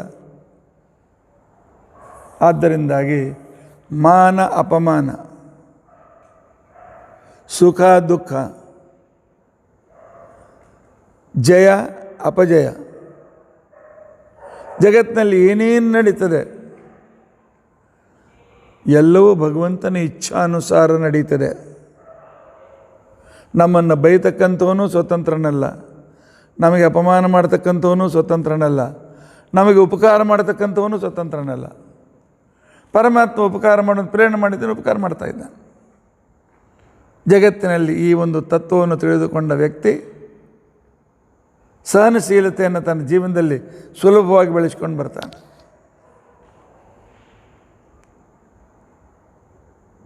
ಸರಿ, ಹಾಗಾದ್ರೆ ಒಂದು ಪ್ರಶ್ನೆ ಉಳಿತದೆ, ಸುಖ ದುಃಖಗಳನ್ನು ಕೊಡ್ತಕ್ಕಂಥವನು ಪರಮಾತ್ಮನೇ ಅಂತಂದರೆ ಅವನು ಕರುಣಾ ಸಮುದ್ರ ಹೇಗೆ? ಮೇಲೆ ನಮ್ಮ ಕರ್ಮಾನುಸಾರವಾಗಿ ಫಲ ಕೊಡ್ತಿದ್ರೆ ಅವನು ಕೂಡ ನಮ್ಮ ಕಂಪ್ನಿ ಬಾಸ್ ಇದ್ದಾಗೆ. ಅವನು ದುಡಿತೀವಿ, ಸಂಬಳ ತಗೋತೀವಿ, ಮತ್ತು ಇವನಿಗೆ ಹೋಗಿ ಕೈ ಜೋಡಿಸಿ ಉದ್ಧಾರ ಮಾಡ್ಬೇಕಂತ ಈ ದೇವ್ರಿಗೆ ಯಾಕೆ ಪ್ರಾರ್ಥನೆ ಮಾಡಬೇಕು? ಕರುಣಾ ಸಮುದ್ರ, ದಯಾಸಾಗರ, ಇವೆಲ್ಲ ವರ್ಣನೆಗಳನ್ನು ಹೇಳ್ತಾರಲ್ಲ. ಇಲ್ಲಿ ನಮ್ಮ ಕಂಪ್ನಿ ಮಾಲಕನೂ ದುಡಿಸ್ಕೋತಾನೆ, ಇವನು ದುಡಿಸ್ಕೋತಾನೆ, ಇವನು ದುಡಿಸ್ಕೊಂಡು ಹಣ ಕೊಡ್ತಾನೆ, ಇವನು ದುಡಿಸ್ಕೊಂಡು ಹಣ ಕೊಡ್ತಾನೆ. ಆದ್ದರಿಂದ ದೇವರು ಕರುಣಾ ಸಮುದ್ರ ಹೇಗೆ? ನಾವು ಮಾಡಿದ್ದಕ್ಕೆ ಅಷ್ಟೇ ಕೊಡ್ತಾನಲ್ಲ, ಏನಾದ್ರು ಹೆಚ್ಚು ಕೊಟ್ಟಿದ್ರೆ ಕರುಣಾದಯ ಅಂತ ಅನ್ಬೇಕು. ಈ ಪ್ರಶ್ನೆಗೆ ಉತ್ತರ ಭಾಗವತ ಕೊಡ್ತಾರೆ. ಭಾಗವತ ಏನಂದು ದುಡಿಸಿಕೊಳ್ಳುತ್ತಾನೆ ಅಂತಕೊಂಡಂತ ಹೇಳಿದೆಯಲ್ಲ, ನಿಮ್ಮ ಮಾಲೀಕ ದುಡಿಸಿಕೊಳ್ಳುತ್ತಾನೆ, ಇವನು ದುಡಿಸಿಕೊಳ್ಳುವುದಿಲ್ಲ, ದುಡಿಸ್ತಾನೆ. ಅದಕ್ಕೂ ಇದಕ್ಕೆ ಏನಂತಾರ? ಅವನು ದುಡಿಸಿಕೊಳ್ಳುತ್ತಾನೆ, ನಾವು ದುಡಿದ್ರಿಂದ ಅವನಿಗೆ ಲಾಭ ಆಗಿದ್ದರಿಂದ ಅದರೊಂದು ಕೆಲವು ಪರ್ಸೆಂಟ್ ಸಂಬಳ ಕೊಡ್ತಾನೆ. ಆದರೆ ಏನು ದುಡಿಸ್ತಾ ಇದ್ದಾನಲ್ಲ ಭಗವಂತ, ನಮ್ಮಿಂದ ಏನು ಲಾಭದ ಹೇಳ? ನಮ್ಮಿಂದ ಏನು ಪ್ರಯೋಜನದ? ನಮ್ಮಿಂದ ಯಾವ ಪ್ರಯೋಜನವೂ ಭಗವಂತನಿಗಿಲ್ಲ. ಪರಮಾತ್ಮನಿಗೆ ಯಾವುದೇ ರೀತಿಯಾಗಿರ್ತಕ್ಕಂಥ ಸ್ವಾರ್ಥ ಇಲ್ಲ. ಅಷ್ಟೇ ಅಲ್ಲ, ಪರಮಾತ್ಮ ಪರಿಪೂರ್ಣನಾಗಿದ್ದಾನೆ, ಭಗವಂತ ನಿತ್ಯನಾಗಿದ್ದಾನೆ, ನಿತ್ಯ ತೃಪ್ತನಾಗಿದ್ದಾನೆ. ಅವನಿಗೆ ಕೊಡಬೇಕಾದ್ರೆ ಸ್ವತಂತ್ರ ವಸ್ತು ನಮ್ಮ ಹತ್ರ ಎಲ್ಲಿದೆ? ಅವನನ್ನು ಕೊಟ್ಟು ಸಂತೋಷಪಡಿಸ್ಬೇಕಾದ್ರೆ ನಮ್ಮ ಹತ್ರ ಎಲ್ಲಿ ಏನು ಸ್ವತಂತ್ರ ವಸ್ತು? ಎಲ್ಲ ಅವನದೇ ವಸ್ತುಗಳು. ಅವನದೇ ವಸ್ತು ಕೊಟ್ಟು ನಾನು ಸಂತೋಷಪಡಿಸ್ತೀನಿ ಅಂತಂದರೆ ತಪ್ಪು. ಇದನ್ನೇ ನಾವು ಮಾಡ್ತಿರ್ತೀವಿ, ಭಾಳ ತಪ್ಪು ಮಾಡ್ತಿರ್ತೀವಿ. ಭಾಳ ಜನರದ್ದು ಬರ್ತಾ ತಕರಾರು, ಏನು ರೀ ಆಚಾರ್ಯ ನೀವು ಹೇಳ್ದಂಗೆ ಹೋಮ ಮಾಡಿಸಿದೆ, ಇಷ್ಟು ಪ್ರದಕ್ಷಿಣೆ ಹಾಕಿದೆ, ಇಷ್ಟು ಜಪ ಮಾಡಿದೆ, ಆದರೂ ಈ ದೇವರಿಗೆ ಕರುಣ ಬರೋಲ್ತಲ್ಲ, ನಾನು ಹೇಳಿದ್ದು ಕೊಡೋಲ್ನಲ್ಲ, ನನಗೇನು ಪ್ರಮೋಷನ್ ಬೇಕಾಗಿತ್ತು, ನನ್ನ ಬಿಸ್ನೆಸ್ನಾಗ ನನಗೆ ಇದಾಗಿತ್ತು, ಇದ್ಯಾಕೆ ಕೊಡಲ್ಲ? ಇಷ್ಟು ಕೊಟ್ಟಿನಿ ರೀ ಅವಾಗ, ಅವನ ಸಲ ಅವನ ಹೆಸರಲ್ಲಿ ಇಷ್ಟು ದಾನ ಮಾಡೀನಿ, ನಾನು ಅವನ ಹೆಸರಲ್ಲಿ ಇಷ್ಟು ಪ್ರದಕ್ಷಿಣೆ ಮಾಡೀನಿ. ಅದು ಹೀಗೆ ಹೇಳ್ತಕ್ಕಂಥ ನಾವು, ನೀವೊಬ್ಬರೇ ಅಲ್ಲ, ನಾವು ಕೂಡ ಇದೇ ರೀತಿಯಾಗಿ ಇಷ್ಟು ಮಾಡ್ತೀವಿ, ಆದರೂ ದೇವರೇನು ಮಾಡೋಂಗಿಲ್ಲ. ನಾವೆಲ್ಲರಿಗೂ ಒಂದು ಅಹಂಕಾರ ಇದೆ, ನಾವು ಭಾಳ ಮಾಡ್ತೀವಿ ಅಂತಿಕೊಂಡು ಅಂತೇಳಿ. ನಾವು ಏನು ಮಾಡ್ತೀವಿ ಹೇಳ್ರಿ? ನಾವು ಮಾಡೋದ್ರಿಂದ ಅವನಿಗೇನು ಪ್ರಯೋಜನ ಅದ? ಅವನಿಗೆ ಲಾಭ ಏನದ? ಏನೂ ಲಾಭ ಇಲ್ಲ, ಬೇಕು ಆಗಿಲ್ಲ. ನಮ್ಮ ಸೇವೆ ಬೇಕಾಗಿಲ್ಲ, ನಮ್ಮ ನೈವೇದ್ಯ ಬೇಕಾಗಿಲ್ಲ, ನಾವು ಕೊಡ್ತಕ್ಕಂಥ ಯಜ್ಞ ಯಾಗಾದಿಗಳದು ಬೇಕಾಗಿಲ್ಲ ನಮಗೆ. ಯಾಕಂದರೆ ಏಕಃ ಸೃಜತಿ ಭೂತಾನಿ ಭಗವಾನ್ ಆತ್ಮಮಾಯಯ. ಪರಮಾತ್ಮ ತಾನು ತನ್ನ ಸ್ವಂತ ಇಚ್ಛಾರೂಪವಾಗಿರ್ತಕ್ಕಂಥ ಮಾಯಾದಿಂದ ಜಡ ಪ್ರಕೃತಿ ಚೇತನ ಪ್ರಕೃತಿಗಳನ್ನು ಒಂದು ಮಾಡಿ ಈ ಜಗತ್ತಿನನ್ನು ಸೃಷ್ಟಿ ಮಾಡ್ತಾನೆ. ಸೃಷ್ಟಿ ಮಾಡಿದಲ್ಲಿರ್ತಕ್ಕಂಥ ಗುಣಗಳ ಮುಖಾಂತರ ಬಂಧನ, ಮೋಹ, ಸುಖ, ದುಃಖ ಇವೆಲ್ಲ ಆಗ್ತವೆ. ಆದರೆ ಇದರಿಂದ ಅವನಿಗೆ ಏನು ಪರಿಣಾಮವೂ ಆಗೋದಿಲ್ಲ, ಲಾಭವೂ ಇಲ್ಲ, ಏನೂ ಇಲ್ಲ. ನಮ್ಮಿಂದ ಅವನಿಗೆ ಲಾಭ ಆಗ್ತಿತ್ತು ಅಂತ ತಿಳ್ಕೊಂಡಂತಂದರೆ ಆದರೂ ಸಹಿತ ಏನಿಷ್ಟು ರೀ, ನಾ ಇಷ್ಟು ಪಾರಾಯಣ ಮಾಡೀನಿ ರೀ. ಪಾರಾಯಣ ಅಂದರೆ ಅಲ್ಲಿ ದೇವರ ಮಹಿಮಾ, ದೇವರನ್ನ ಹೊಗಳಿವಿ ಅಂತ ಅರ್ಥ. ಏನು ಹೊಗಲಿ ದೇವರನ್ನು? ಒಬ್ಬ ವ್ಯಕ್ತಿಗೆ ಯಾರೂ ಕೇಳೋರಿದ್ದಿಲ್ಲ, ಬಿಟ್ಟವರಿದ್ದಿಲ್ಲ, ಅವನ ಹೆಸರೇ ಮಂದಿಗೆ ಗೊತ್ತಿರಲಿಲ್ಲ. ಅವನನ್ನು ಹೊಗಳಿ, ಸಮಾಜದಲ್ಲಿ ಅವನನ್ನು ಹೊಗಳಿ, ಅವನಿಗೆ ಅವನ ಕೀರ್ತಿ ತಂದು ಕೊಟ್ಟು ಅದರಿಂದ ಅವನಿಗೆ ಮುಂದೆ ಜನರ ಸಂಪರ್ಕ ಆಗಿ ಲಾಭ ಆಗ್ತಿತ್ತು ಅಂತಂದರೆ ನಾವು ಅವನಿಗೇನೋ ಮಾಡೀವಿ ಅಂತ ಅರ್ಥ. ಭಗವಂತನನ್ನು ನಾವು ಹೊಗಳಿ ಏನು ದೊಡ್ಡಸ್ತಕ್ಕೆ ಮಾಡಿದ್ದೇವೆ? ಮಹಾಲಕ್ಷ್ಮೀ ದೇವಿ, ಬ್ರಹ್ಮದೇವರು, ವಾಯುದೇವರು ಸತತವಾಗಿ ವೇದಶಾಸ್ತ್ರ ಉಪನಿಷತ್ತುಗಳಿಂದ ಮೀರಿರ್ತಕ್ಕಂಥ ಪರಮಾತ್ಮ ಅನಂತ ಮಹಿಮೆಗಳನ್ನು ಹೊಗಳ್ತಾ ಇರ್ತಾರೆ. ನಮ್ಮ ಹೊಗಳಿಕೆ ಏನು ಉಪಯೋಗ? ಅದರಿಂದ ಅವನಿಗೇನು ಲಾಭದ? ಅವನಿಂದ ಏನೂ ಲಾಭ ಪರಮಾತ್ಮನಿಗಿಲ್ಲ. ಆದರೂ ಸಹ ಪರಮಾತ್ಮ ನಾವು ಕೊಟ್ಟು ಒಂದು ತುಳಸಿ ದಳ, ನಾವು ಕೊಟ್ಟೆಪ್ಪ ಸಂತೋಷ ಆಯಿತು ಅಂತ ಹೇಳ್ತಾನೆ. ಅವನೇ ತುಳಸಿಯನ್ನು ಹುಟ್ಟಿಸಿದವ. ಈ ದಳದಿಂದ ಅವನಿಗೇನು ವಿಶೇಷ ಯಾವುದೇ ರೀತಿಯಾಗಿರ್ತಕ್ಕಂಥ ಪ್ರಯೋಜನವಿಲ್ಲ. ನಾವು ಭಗವಂತನನ್ನು ಸ್ತೋತ್ರ ಮಾಡೋದಾಗಲಿ, ಪೂಜೆ ಮಾಡೋದಾಗಲಿ, ನನಗೊಂದು ಸ್ವಾರ್ಥ ಇಟ್ಕೊಂಡು ಅವನ ಹತ್ರ ಹೋಗಿದ್ದೇವೆ. ಈಗ ಒಬ್ಬ ವ್ಯಕ್ತಿ ನನ್ನಿಂದ ಏನೋ ಕೆಲಸ ಆಗಬೇಕಾಗಿದೆ, ಬರ್ತಾನೆ, ಆಚಾರ್ಯ ನೀವು ಭಾಳ ದೊಡ್ಡವರಿದ್ದೀರಿ, ಸಮಾಜ ಉಪಕಾರ ಮಾಡ್ತೀರಿ, ಅಷ್ಟು ಪಾಠ ಹೇಳ್ತೀರಿ, ನಿಮ್ಮ ತಂದೆ ಅಷ್ಟು ದೊಡ್ಡವರಿದ್ದರು, ಇವ್ರು ಅಷ್ಟು ದೊಡ್ಡವರಿದ್ದರು, ಇಷ್ಟು ನನಗೆ ಎಷ್ಟೋ ವಿಷಯ ಅವ್ನಿಗೆ ಗೊತ್ತಿಲ್ಲ, ಹೇಳಿದ್ರು ತಪ್ಪು ಹೇಳಲಿಕ್ಕತ್ತಾನ. ಒಟ್ಟು ಅವನಿಗೇನು, ನೀವು ಇಷ್ಟೆಲ್ಲ ಉದಾರಿದ್ದೆ, ನಮಗೆ ಉಪಕಾರ ಮಾಡಿ, ನಮಗೇನೋ ಕೊಡ್ರಿ, ಇಷ್ಟರ ಸಲುವಾಗಿ ಇಷ್ಟೆಲ್ಲ ಬ್ಯಾಕ್ಗ್ರೌಂಡು. ನಾವು ಕೂಡ ಇದೇ ರೀತಿಯಾಗಿ ದೇವ್ರ ಹತ್ರ ಹೋಗೋ ಹೀಗೆ ಅಲ್ಲೇ ಪರಮಾತ್ಮನ ನಮ್ಮ ಮಕ್ಕಳು ಪ್ರಮೋಷನ್ ಆಗಬೇಕು, ಪಾಸ್ ಆಗಬೇಕು, ಅದು ಆಗಬೇಕು, ಇದು ಆಗಬೇಕು, ನನ್ನ ದೊಡ್ಡ ಮನೆ ಆಗಬೇಕು, ಭಾಳ ಹಣ ಸಿಗಬೇಕು, ನನ್ನ ಕಾರ್ ಸಿಗಬೇಕು, ಈ ಸ್ವಾರ್ಥ ಇಟ್ಕೊಂಡು ಅವನನ್ನು ಹೊಗಳ್ತೀವಿ. ಏನು ಮಹಾ ಹೊಗಳ್ತೀವಿ ನಾವು? 1000 ಹೆಸರಿನಿಂದ ಹೊಗಳುವಾಗ ಪ್ರತಿಯೊಂದು ಹೆಸರಿನ ಅರ್ಥ ನನಗೆ ಗೊತ್ತಿದೆ. ಬಾಯ್ಪಾಠ ಮಾಡಿದ್ದು ಒದರ್ತೀವಿ ಅವನ ಮುಂದೆ ಅಷ್ಟೇ. ಒದರ್ತೀವಿ ಅನ್ನೋ ಶಬ್ದ ಸರಿಯಲ್ಲ.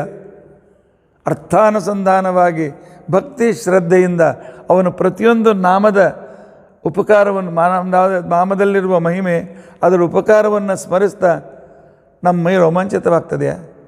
ನಮ್ಮ ಕಣ್ಣೀರಲ್ಲಿ ಆನಂದಾಶ್ರಯಗಳು ಬರ್ತದೆಯಾ? ಇಲ್ಲ. ಅಥವಾ ಮನಸ್ಸಿನಲ್ಲಿ ಭಕ್ತಿ ಪ್ರವಣತೆ ಬರ್ತದೆ, ಹೇಳಬೇಕು, ಉದ್ದ ಹೇಳ್ತಾ ಹೋಗ್ತೇವೆ. ಅದರಿಂದ ಅವನಿಗೇನು ಪ್ರಯೋಜನ ಇದೆ ಹೇಳಿ? ಬ್ರಹ್ಮಾದಿ ದೇವತೆಗಳು ಅದ್ಭುತವಾಗಿರ್ತಕ್ಕಂಥ ವಿಧಾನದಿಂದ ಅನುಸಂಧಾನ ಪುರಸ್ಸರವಾಗಿ ಸಕಲ ವಿಧ ಪೂಜೆಯನ್ನು ಮಾಡ್ತಾ ಇರತಕ್ಕಂಥ ಸಂದರ್ಭದಲ್ಲಿ ನಮ್ಮ ಸ್ತೋತ್ರದಿಂದ ಅವನಿಗೇನು ಪ್ರಯೋಜನ? ನಮ್ಮ ಪೂಜೆಯಿಂದ ಅವನಿಗೇನು ಪ್ರಯೋಜನ? ನಾವು ಮಾಡುವ ಹೋಮವನಗಳಿಂದ ಅವನಿಗೇನು ಪ್ರಯೋಜನ ಇದೆ? ಅವನಿಗೇನೂ ಪ್ರಯೋಜನವಿಲ್ಲ. ಯಾಕೆ ನಿತ್ಯ ತೃಪ್ತ, ಪರಿಪೂರ್ಣ, ಇನ್ನೊಬ್ಬರಿಂದ ಏನೂ ಬೇಕಾಗಿಲ್ಲ. ಇಷ್ಟಿದ್ದರೂ ಸಹ ಆಕಳಿಸಿದಾಗಲೇ ಕೃಷ್ಣ ಕೃಷ್ಣ,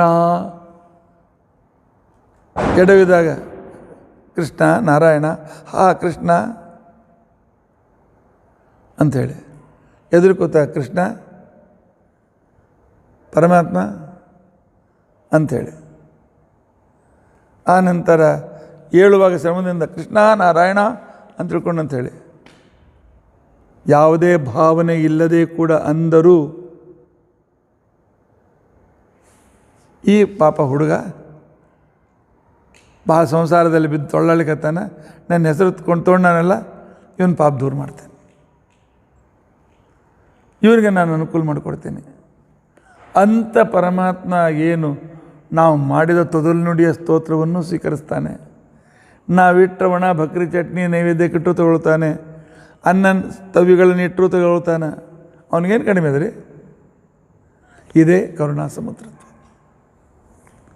ಚಾಲೆಂಜ್ ಮಾಡಬೇಡಿ, ಇಷ್ಟು ಮಾಡಿ ಪರಮಾತ್ಮ ಏನು ಮಾಡೋಂಗಿಲ್ಲ ಅಂತ ತಿಳ್ಕೊಂಡು ಅಂತೇಳಿ. ಪರಮಾತ್ಮ ನಾವು ಮಾಡೋದು ಏನೂ ಬೇಕಾಗಿಲ್ಲ, ಅವನಿಗೇನು ಬೇಕಾಗಿಲ್ಲ. ಬೇಕಾಗದೇ ಇದ್ದರೂ ಸಹಿತ ನಮ್ಮ ಮೇಲಿನ ಕರುಣೆಯಿಂದ ನಾವು ಮಾಡಿದ್ದನ್ನು ಕಿಂಚಿತ್ತನ್ನು ಸ್ವೀಕರಿಸಿ ಆ ನಂತರ ಪರಮಾತ್ಮ ನಾವು ಮಾಡೋದಾದ್ರೂ ಏನು ಮಾಡೋನವನೇ.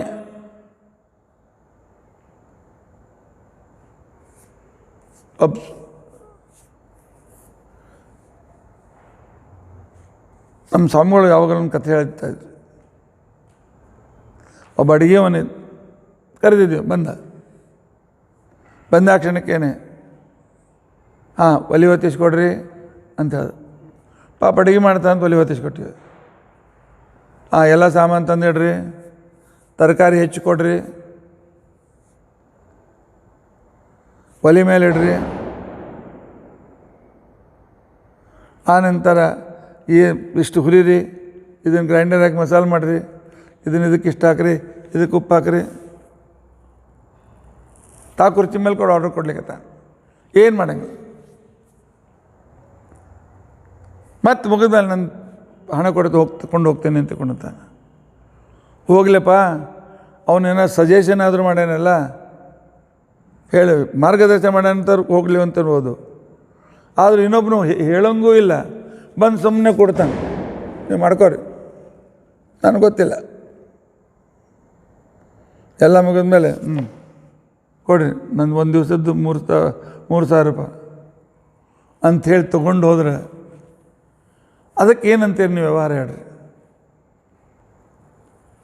ನಾವು ಹಾಗೇ ಇದ್ದೀವಿ.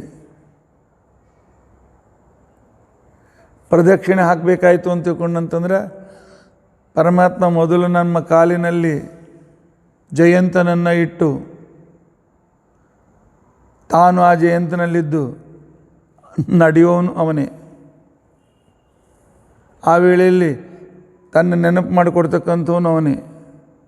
ನನ್ನಲ್ಲಿದ್ದು ಸ್ತೋತ್ರ ಮಾಡೋನು ಅವನೇ. ನನ್ನಲ್ಲಿದ್ದು ಈ ರೀತಿಯಾಗಿರ್ತಕ್ಕಂಥ ಕ್ರಮದಿಂದ ಇದೆಲ್ಲ ಕೆಲಸವನ್ನು ಮಾಡ್ತಕ್ಕಂಥವನು ಅವನೇ. ಪ್ರದಕ್ಷಿಣೆ ಮಾಡುವವನು ಅವನೇ. ಪ್ರದಕ್ಷಿಣೆ ಮಾಡ್ತಕ್ಕಂಥ ಮನಸ್ಸನ್ನು ಕೊಡ್ತಕ್ಕಂಥವನು ಅವನೇ. ಪ್ರದಕ್ಷಿಣೆ ಮಾಡ್ತಕ್ಕಂಥ ಸಂದರ್ಭದಲ್ಲಿ ನನ್ನ ಶರೀರಕ್ಕೆ ಕ್ರಿಯೆಗಳನ್ನು ಕೊಡ್ತಕ್ಕಂಥವನು ಅವನೇ, ಆವಾಗ ನೆನಪನ್ನು ತಂದು ಕೊಡ್ತಕ್ಕಂಥವನು ಅವನೇ, ಎಲ್ಲವೂ ಅವನೇ. ಇಷ್ಟೆಲ್ಲ ಮಾಡಿ ಮತ್ತೆ ಫಲ ಕೊಡುವಂತೆ ಕೇಳ್ತೀವಿ, ಕೊಡ್ತಾನೆ ಪಾಪ. ಅಡುಗೆ ಮಾಡಿಲ್ಲ, ಅಡುಗೆ ಹ್ಯಾಂಗೆ ಮಾಡಬೇಕಂತ ಹೇಳಿಲ್ಲ, ಏನೂ ಮಾಡಿಲ್ಲ, ಎಲ್ಲ ನಮ್ಮ ಕಡೆಯಿಂದ ಮಾಡಿಸ್ಯಾನ, ಅದು ಕೆಡ್ತಾನೆ. ಹಂಗೆ ನಾವು ಎಲ್ಲ ದೇವ್ರ ಕಡೆಯಿಂದ ಮಾಡಿಸ್ತೀವಿ. ಈ ಭಾಗವತ ಪ್ರವಚನ ಹೇಳೋಕ್ಕೇನೋ ಒಂದು ತಾಸು ಶ್ರಮ ಪಡ್ತೀನಿ ಅಂತ ತಿಳ್ಕೊರಿ. ಶ್ರಮ ಆಗೋದಿಲ್ಲ, ಭಾಳ ಸಂತೋಷದಿಂದ ಆಗ್ತದೆ. ಆದರೆ ಇದರ ಹಿಂದೆ ಪರಮಾತ್ಮನ ಕೆಲಸ ಎಷ್ಟದ? ಶ್ರೇಷ್ಠ ದೇವರಿಗೆ ಹೇಳಿ ಪ್ರವಚನ ಮಾಡಲಿಕ್ಕೆ ಶಕ್ತಿ ಕೊಡು ಅಂತ ತಿಳ್ಕೊಂಡು ಅಂತ ಹೇಳಬೇಕು. ಆನಂತರ ವಾಕ್ ಅಭಿಮಾನ ಭಾರತೀ ದೇವಿಗೆ ಉಚ್ಚಾರಣೆ ಸರಿಯಾಗಿ ಮಾಡು ಅಂತ ತಿಳ್ಕೊಂಡು ಅಂತ ಹೇಳಿ ಅವಳಿಗೆ ಹೇಳಿ ಅವಳ ಕಡೆಯಿಂದ ಕೆಲಸ ಮಾಡಿಸ್ಬೇಕು. ಆನಂತರ ಓದಿದ್ದೆಲ್ಲ ಧಿಯೋ ಯೋನ ಪ್ರಚೋದಯಾತ್, ತಾನು ಸ್ಮೃತಿಯಲ್ಲಿದ್ದು ಈಗ ಈ ಶಬ್ದ ಹೇಳು, ಇದರ ನಂತರ ಈ ಮಾತನ್ನು ಹೇಳು, ಇದರ ನಂತರ ಈ ಶಬ್ದ ಬರಲಿ, ಈ ಕ್ರಿಯಾಪದ ಬರಲಿ, ವಾಕ್ಯ ಪೂರ್ಣ ಆಗಲಿ, ಈ ರೀತಿಯಾಗಿ ಅಲ್ಲಿದ್ದು ಪ್ರೇರಣೆ ಮಾಡುವನು ಅವನೇ. ಆನಂತರ ನಿಮ್ಮಲ್ಲಿದ್ದು ಕೇಳ್ತಕ್ಕಂಥವನು ಅವನೇ. ನಾವು ಮಾಡುವುದು ಸ್ವಲ್ಪ ಆದರೆ ಅವನ 100 ಕೆಲಸ. ಪ್ರಮೇಯ ದೀಪಿಕಾದಲ್ಲಿ ಆಚಾರ್ಯರು ಟೀಕಾಕೃತ್ಪಾದರು ಹೇಳ್ತಾರೆ, ನಮ್ಮ ಒಂದು ಕೆಲಸದ ಹಿಂದೆ ಭಗವಂತನ 100 ಕೆಲಸ ಇವೆ ಅಂತ ತಿಳ್ಕೊಂಡು. ಭಗವಂತನ 100 ಕೆಲಸ ಇವೆ. ಆಗ ನಮ್ಮದು ಒಂದು ಕೆಲಸ ನಾವು ಮಾಡಿದ್ದೇವೆ ಅಂತ ಅನ್ಸ್ಕೊಳ್ತೇವೆ. ತುತ್ತು ತೆಗೆದುಕೊಂಡು ಬಾಯೆಲ್ಲ ಹಾಕ್ಕೊಳ್ತೇವೆ, ಒಂದೇ ಕೆಲಸ ನಮ್ಮದು. ಆದರೆ ಅನ್ನದಲ್ಲಿದ್ದು 101 ರೂಪದಿಂದ ಆ ಅನ್ನಕ್ಕೆ ರುಚಿಯನ್ನು ಕೊಟ್ಟು ಬೇಯಿಸಿದಾಗ ಅದು ಹೆಚ್ಚಾಗುವಂತೆ ಮಾಡಿ, ಆ ನೀರಿಗೆ ಆ ರೀತಿಯಾಗಿರ್ತಕ್ಕಂಥ ಸಹಾಯ ಮಾಡಲಿಕ್ಕೆ ಹಚ್ಚಿ, ವರುಣನಿಗೆ ಕೆಳಗೆ ಅಗ್ನಿ ರೂಪದಿಂದ ಅಗ್ನಿಯಲ್ಲಿ ತಾನಿದ್ದು ಅದನ್ನು ಬೇಯಿಸಿ ಅದರಲ್ಲಿ ಅಭಿರುಚಿಯನ್ನು ಕೊಟ್ಟು, ಅದಕ್ಕೆ ಬೇಕಾಗಿರ್ತಕ್ಕಂಥ ಪರಿಸರ ಸಾಮಾನುಗಳನ್ನು ಕೊಟ್ಟು, ನನ್ನಲ್ಲಿ ಹಸಿವೆಯನ್ನು ಹುಟ್ಟಿಸಿ, ನನಗೆ ಬೇಕು ಅಂತ ತಿಳ್ಕೊಂಡಂತ ಅನಿಸಿ, ನನ್ನ ಕೈಯಲ್ಲಿರ್ತಕ್ಕಂಥ ದಕ್ಷ ಪ್ರಜಾಪತಿಗೆ ತಗೋ ಅಂತ ತಿಳ್ಕೊಂಡಂತೇಳಿ, ಆನಂತರ ತಾನು ಬಿಂಬರೂಪಿಯಾಗಿ ಕೈ ಎತ್ತಿ, ಆನಂತರ ಇಲ್ಲಿರ್ತಕ್ಕಂಥ ವಾಕ್ರೂಪ ಅಗ್ನಿಗೆ ಆ ಬಾಯಿ ತೆಗಿ ಅಂತ ತಿಳ್ಕೊಂಡಂತೇಳಿ ಒಳಗೆ ಇಟ್ಟಿರ್ತ ಒಂದು ಆ ಕ್ಷಣಕ್ಕೇನೆ ವರುಣನಲ್ಲಿದ್ದು ರುಚಿ ನೋಡಿ, ಆನಂತರ ಗಂಟಲಿನಲ್ಲಿದ್ದು ಅದನ್ನು ಅಲ್ಲಿರ್ತಕ್ಕಂಥ ದೇವತೆ ತನ್ನ ರೂಪದ ಮುಖಾಂತರ ನುಂಗಿ ಎಷ್ಟು ಕೆಲಸ ಮಾಡ್ತಾನೆ ಪರಮಾತ್ಮ. ಇದು ಕರುಣಾ ಸಮುದ್ರತೆಯಲ್ಲೇನು, ಇದು ದಯಾಸಾಗರತ್ವಲ್ಲೇನು. ಆದರೂ ತಕರಾರು, ನಾ ಇಷ್ಟು ಮಾಡ್ತೀವಿ ಏನೇನು ಬೇಡಂಗಿಲ್ಲ, ಹಾಗೆಲ್ಲ ತಪ್ಪ ಮಾಡ್ತೀವಿ. ನಾವು ಅಷ್ಟು ಮಾಡ್ತೀವಿ ಇಷ್ಟು ಮಾಡ್ತೀವಿ, ಏನೂ ಮಾಡೋಂಗಿಲ್ಲ. ಕೇವಲ ಪರಮಾತ್ಮ ಮಾಡಿದ ಪ್ರೇರಣೆಯನ್ನು ಅವಲಂಬಿಸಿದ್ದೇವೆ ಅಷ್ಟೇ. ತಾನು ಮಾಡಿ ತನ್ನ ಸ್ಮರಣೆಯನ್ನು ತಂದು ಕೊಟ್ಟು, ಆನಂತರ ಎಲ್ಲ ಮಾಡಿದ್ದು ಅವನೇ. ಹೋಗಲಿ, ನಾವು ಏನಾದರೂ ಅವನು ಸಜೆಷನ್ ಕೊಟ್ಟೇವೆ ಅದನ್ನೂ ಇಲ್ಲ, ಬರೇ ಕೂತೀವಿ ನಾವು. ಎಲ್ಲ ಮಾಡೋದು, ಅಡುಗೆ ಮಾಡಿದವನು ಅವನೇ, ಬೇಯಿಸಿದವನು ಅವನೇ, ಪದಾರ್ಥ ರುಚಿ ಕೊಟ್ಟವನು ಅವನೇ, ಆನಂತರ ಬಡಿಸಿದವನು ಅವನೇ, ಕೈ ಎತ್ತಿ ತಿನ್ನಿಸಿದವನು ಅವನೇ, ತಿನ್ನೋನು ಅವನೇ. ಆದರೆ ಫಲ ಮಾತ್ರ ಬೇಕು, ಎಲ್ಲ ಮುಗಿದ ಮೇಲೆ ಸಂಬಳ ಬೇಕು. ಆದರೂ ಪರಮಾತ್ಮ ಕೊಡ್ತಾನೆ, ಕೇಳಿದ್ರೆ ಕೊಡೋದಿಲ್ಲ ಅಂತಲ್ಲ, ಬೇಡಿದರೆ ಸ್ವಲ್ಪ ಕೊಡ್ತಾನೆ, ಬೇಡಲಿಲ್ಲ ಅಂದರೆ ಭಾಳ ಕೊಡ್ತಾನೆ. ಇದೇ ಸಕಾಮ ಕರ್ಮ, ಇದೇ ನಿಷ್ಕಾಮ ಕರ್ಮ. ಆದ್ದರಿಂದಾಗಿ ಇದನ್ನು ಅರ್ಥ ಮಾಡಿಕೊಳ್ಳಬೇಕು. ತಥಾಪಿ ತಚ್ಛಕ್ತಿ ವಿಸರ್ಗ ಏಷಾಂ. ಭಾಗವತ ಎಷ್ಟು ಸುಂದರವಾಗಿ ನಮಗೆ ತಿಳಿಸಿ ಹೇಳ್ತಾರೆ. ಸುಖಾಯ ದುಃಖಾಯ ಹಿತಾಯ ಬಂಧಾಯ ಮೋಕ್ಷಾಯ ಚ ಮೃತ್ಯು ಜನ್ಮನಃ ಶರೀರಿಣಾಂ ಸಂಸ್ಕೃತ ಏಚ ಕಲ್ಪತೆ. ಇಲ್ರಿ, ಇಷ್ಟೆಲ್ಲ ಸರಿ, ಪರಮಾತ್ಮ ನಮಗೆ ದಂಡ ಕೊಡ್ತಾನಲ್ಲ, ಶಿಕ್ಷೆ ಕೊಡ್ತಾನಲ್ಲ, ಪರಮಾತ್ಮ ನಮ್ಮ ಕಡೆ ನಾವು ಕಷ್ಟ ಕೊಡ್ತಾನಲ್ಲ, ಸುಖ ಕೊಟ್ಟಾಗ ಆಯ್ತು ಸರಿ, ಕಷ್ಟನೂ ಕೊಡ್ತಾನಲ್ಲ. ಕಷ್ಟ ಯಾಕೆ ಕೊಡ್ತಾನೆ ಗೊತ್ತೇನು? ನಮಗೆ ಕಲಿಸೋದಕ್ಕೋಸ್ಕರ. ಇನ್ನೊಮ್ಮೆ ಇಂಥ ತಪ್ಪು ಮಾಡಬೇಡ ಅಂತ ತಿಳ್ಕೊಂಡಂತೆ, ಇದರಿಂದ ನೀನೇ ಕಷ್ಟಪಡ್ತೀವಿ ಅಂತ ತಿಳ್ಕೊಂಡಂತೆ. ಯಾಕೆ? ನಾನು ನನ್ನ ನಿಯಮ ಮಾಡಿಕೊಂಡಿದ್ದೇನೆ, ಹೀಗೆ ಮಾಡಿದರೆ ಶಿಕ್ಷೆ ಕೊಡ್ತೇನೆ, ಹೀಗೆ ಮಾಡಿದರೆ ವರ ಕೊಡ್ತೇನೆ ಅಂತ ತಿಳ್ಕೊಂಡಂತೇಳಿ. ನಮಗೆ ಶಿಕ್ಷೆ ಕೊಟ್ಟು ಇನ್ನೊಮ್ಮಿಂತ ತಪ್ಪು ಮಾಡಬೇಡ ಮತ್ತು ದುಃಖಕ್ಕೆ ಕಾರಣವನ್ನಾಗಬೇಡ ಅಂತ ತಿಳ್ಕೊಂಡಂತೇಳಿ ಪರಮಾತ್ಮ ತನ್ನ ಶಕ್ತಿಯಿಂದಲೇ ಇಷ್ಟು ಅನುಕೂಲ ಮಾಡ್ತಾನೆ. ತಾನೇ ಮಾಡಿದ್ದು, ತಾನೇ ಮಾಡಿಸಿದ್ದು.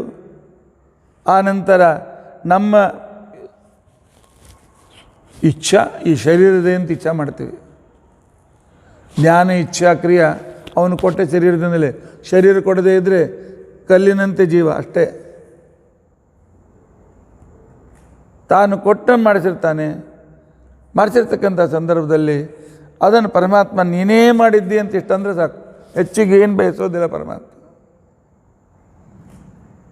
ನಾಹಂ ಕರ್ತ ಹರಿಕರ್ತ ಅಂದರೆ ಪಾಪ ಈ ಹುಡುಗ ನಾನು ಹೇಳಿದ್ದನ್ನು ಅರ್ಥ ಮಾಡ್ಕೊಂಡಿದ್ದಾನೆ ಅಂತೇಳಿ ಪರಮಾತ್ಮ ನಮ್ಮ ಪಾಪಗಳನ್ನೆಲ್ಲ ಕ್ಷಮಿಸಿ ಅನುಕೂಲ ಮಾಡಿಕೊಡ್ತಾನೆ. ಇದಕ್ಕಿಂತ ಹೆಚ್ಚಿನ ಉಪಕಾರವನ್ನು ಏನು ಪರಮಾತ್ಮ ಏನು ಮಾಡಬೇಕು? ಕೆಲವು ಸಲ ಶಿಕ್ಷೆ ಯಾಕೆ ಕೊಡ್ತಾನೆ? ಇನ್ನೊಬ್ಬರು ಕೂಡ ಕಲೀಲಿ ಅಂತ ಹೇಳ್ಕೊಂಡು. ಕೆಲವರು ಇರ್ತಾರೆ ಭಾಳ ನಿರ್ಲಜ್ಜರಿರ್ತಾರೆ, ಅವ್ರಿಗೆ ಬೈದರೂ ಅಷ್ಟೇ, ಇದು ಮಾಡಿದ್ರು ಅಷ್ಟೇ, ಶಿಕ್ಷೆ ಕೊಟ್ಟರು ಅಷ್ಟೇ, ಏನೂ ಸುಧಾರಿಸಂಗಿಲ್ಲ.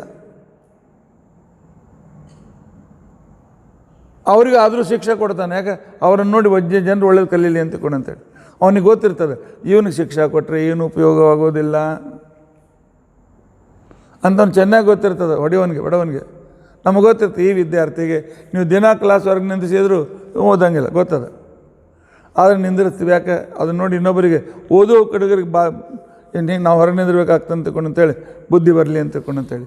ಹಾಗೆ ಪರಮಾತ್ಮ ಸುಧಾರಿಸದೇ ಇರತಕ್ಕಂಥ ಅಸುರರಿಗೆ ಗೊತ್ತದೆ ಇವ್ರಿಗೆ ಎಷ್ಟು ಹೊಡೆದ್ರು, ಇವ್ರಿಗೆ ಎಷ್ಟು ಬಡಿದ್ರು, ಇವ್ರಿಗೇನು ಶಿಕ್ಷೆ ಕೊಟ್ಟು ಚಕ್ರದಿಂದ ಸಂಹಾರ ಮಾಡಲಿ ಅಥವಾ ಗದಾದಿಂದ ಸಂಹಾರ ಮಾಡಲಿ, ಏನು ಮಾಡಿದರು ಈ ಅಸುರರು ನಿರ್ಲಜ್ಜರು.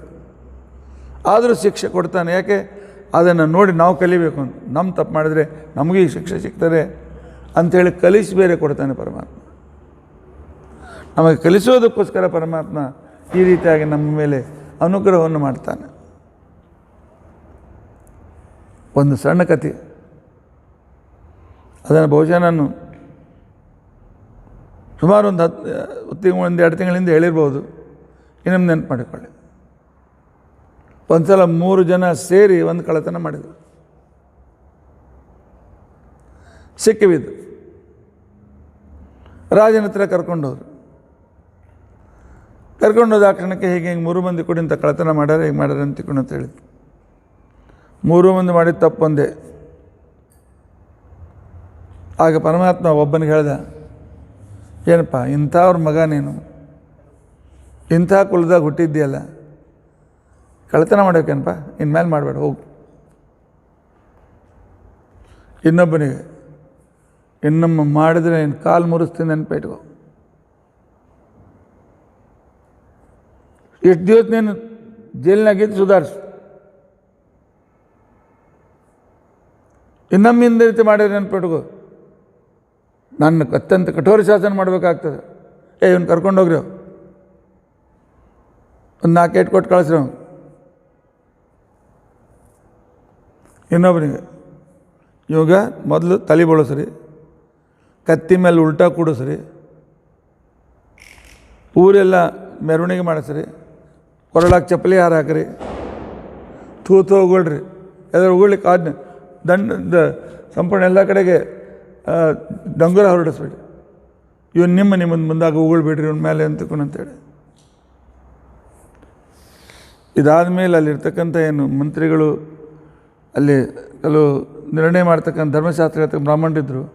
ಏನು ರಾಜ ವಿಚಿತ್ರ ಶಿಕ್ಷೆ ಕೊಟ್ಟಿದೆಯಲ್ಲ, 3 ಜನ ಕೂಡಿ ಕಳ್ಳತನ ಮಾಡಿದರು, ಒಬ್ಬನಿಗೆ ಬರೀ ಒಂಚೂರು ಇನ್ನೊಮ್ಮೆ ಮಾಡಬೇಡ ಅಂತ ಹೇಳಿದೆ, 2ನೇ ಸ್ವಲ್ಪ ಶಿಕ್ಷೆ ಕೊಡ್ತೀನಿ ಅಂತ ಹೇಳಿ ಇವ್ ಇಂಥ ಕಠೋರ ಶಿಕ್ಷೆ ಕೊಟ್ಟಿಯಲ್ಲ. ಅದಕ್ಕೆ ಅವ್ರು ಹೇಳಿದ್ರು, ಗುಪ್ತಚರ ಜೋಡಿ ಹೋಗ್ರಿ, ನೋಡ್ಕೊಂಬರಿ 3 ಮಂದಿ ಏನು ಮಾಡ್ಲಿಕ್ಕತ್ತಾರಂತ. ಮೊದಲೇ ಇವರಲ್ಲಿ ಹೋಗುವಷ್ಟೊತ್ತಿಗೆ ಆತ್ಮಹತ್ಯೆ ಮಾಡ್ಕೊಂಡು ಬಿಟ್ಟಿದ್ದ, ಮಾಮೇಳಕ್ಕೆ ಬಿದ್ದು. 2ನೇ ಅವ್ರು ಫೋನ್ ಮಾಡ್ಲಿಕ್ಕತ್ತ, ಇಲ್ಲೇ ಆ ವಾಹನ ತೊಗೊಂಡು ಬರ್ರಿ, ಅಲ್ಲಿ ನಾ ಬರ್ತೀನಿ, ಇಲ್ಲಿದ್ರೆ ನಾನು ಅರೆಸ್ಟ್ ಮಾಡ್ತಾರೆ, ಓಡಿ ಹೋಗೋಣ, ಇಲ್ಲಿಂದ ಪಾರಾಗೋಣ, ಒಟ್ಟು ಇಲ್ಲಿದ್ದು ಶಿಕ್ಷೆ ಅನುಭವಿಸೋಕ್ಕಾಗ್ತಾನೆ, ಏನಾರು ಮಾಡೋಣ ನಡಿ ಅಂತ ಆತ ಯಾರೊಳಗಿದ್ದ. ಮೂರನೇವ ಆರಾಮ್ ಕೂತಿದ್ದ, ನಗ್ತಿದ್ದ, ಉಗುಳ್ತಿದ್ದ. ಹ್ಞೂ ಉಗುಳ್ರಿ, ಎಟ್ಟದು ಇನ್ನು 2 ಓಣಿಗಳು ಬಾಕಿ. ಅಷ್ಟೊತ್ತಿಗೆ ಅವನ ಮನೆ ಬಂತು. ಹೆಂಡ್ತಿ ಬಾ ಅಂದ್ಕೊಂಡು ಕರೆದ. ಬಿಸಿನೀರು ಕಾಯಿಸಿಡು, ಸ್ವಲ್ಪ ಕೊಬ್ಬರಿ ಎಣ್ಣೆನೂ ತೆಗಿಡು, ಇನ್ನೊಂದು 2 ಓಣಿವ ಅಷ್ಟು ತಿರುಗಿಸ್ಕೊಂಡು ಬರ್ತಾರೆ. ಬಂದ ಕೂಡಲೇ ಚಲೋತ್ನಾಗ ಬಿಸಿನೀರು ಸ್ನಾನ ಮಾಡಿ ಎಣ್ಣೆ ಹಚ್ಚಿ ಎರೆದ್ಬಿಡು, ಎಲ್ಲ ಆರಾಮಾಗ್ತದೆ. ಮತ್ತು ಸ್ವಲ್ಪ ಅಡುಗೆ ತಯಾರು ಮಾಡಿಟ್ರು, ಊಟ ಮಾಡಿಬಿಟ್ಟು ಮತ್ತು ಸಂಜೆನ ಮತ್ತು ಕಳ್ತನ ಮಾಡ್ಲಿಕ್ಕೆ ಹೋಗ್ಲಿಕ್ಕೆ ಮತ್ತು ಟೈಮ್ ಸಿಗ್ತದಂತೆ. ರಾಜ ಹೇಳ್ದ, ಅವನು ಬಹಳ ಸಾತ್ವಿಕ. ಸಣ್ಣ ಮಾತಿಗೆ ಪಾಪ ಅವನು ಅಯ್ಯೋ ಸಮಾಜದಲ್ಲಿ ನನ್ನ ಅಪಮಾನ ಆಯ್ತಲ್ಲ ಅಂತ ಆತ್ಮಹತ್ಯೆ ಮಾಡ್ಕೊಂಡ. ಅವ್ನು ನಾನು ಭಾಳ ಅಂದಿದ್ರೆ ಏನು ಮಾಡ್ತಿತ್ತು. ಇವ ಮಧ್ಯಮ ಕಳ ಏನೋ ತಪ್ಪಿಸ್ಕೊಳ್ಗೊಂದು ಪ್ರಯತ್ನ ಮಾಡೋದಕ್ಕೆ ಅವ್ನಿಗೆ ಶಿಕ್ಷೆ ಕೊಡ್ತೀನಿ ಅಂತ ತಿಳ್ಕೊಂಡು ಅಂತ ಹೇಳಿದೆ. ಇವನು ನಿರ್ಲಜ್ಜ.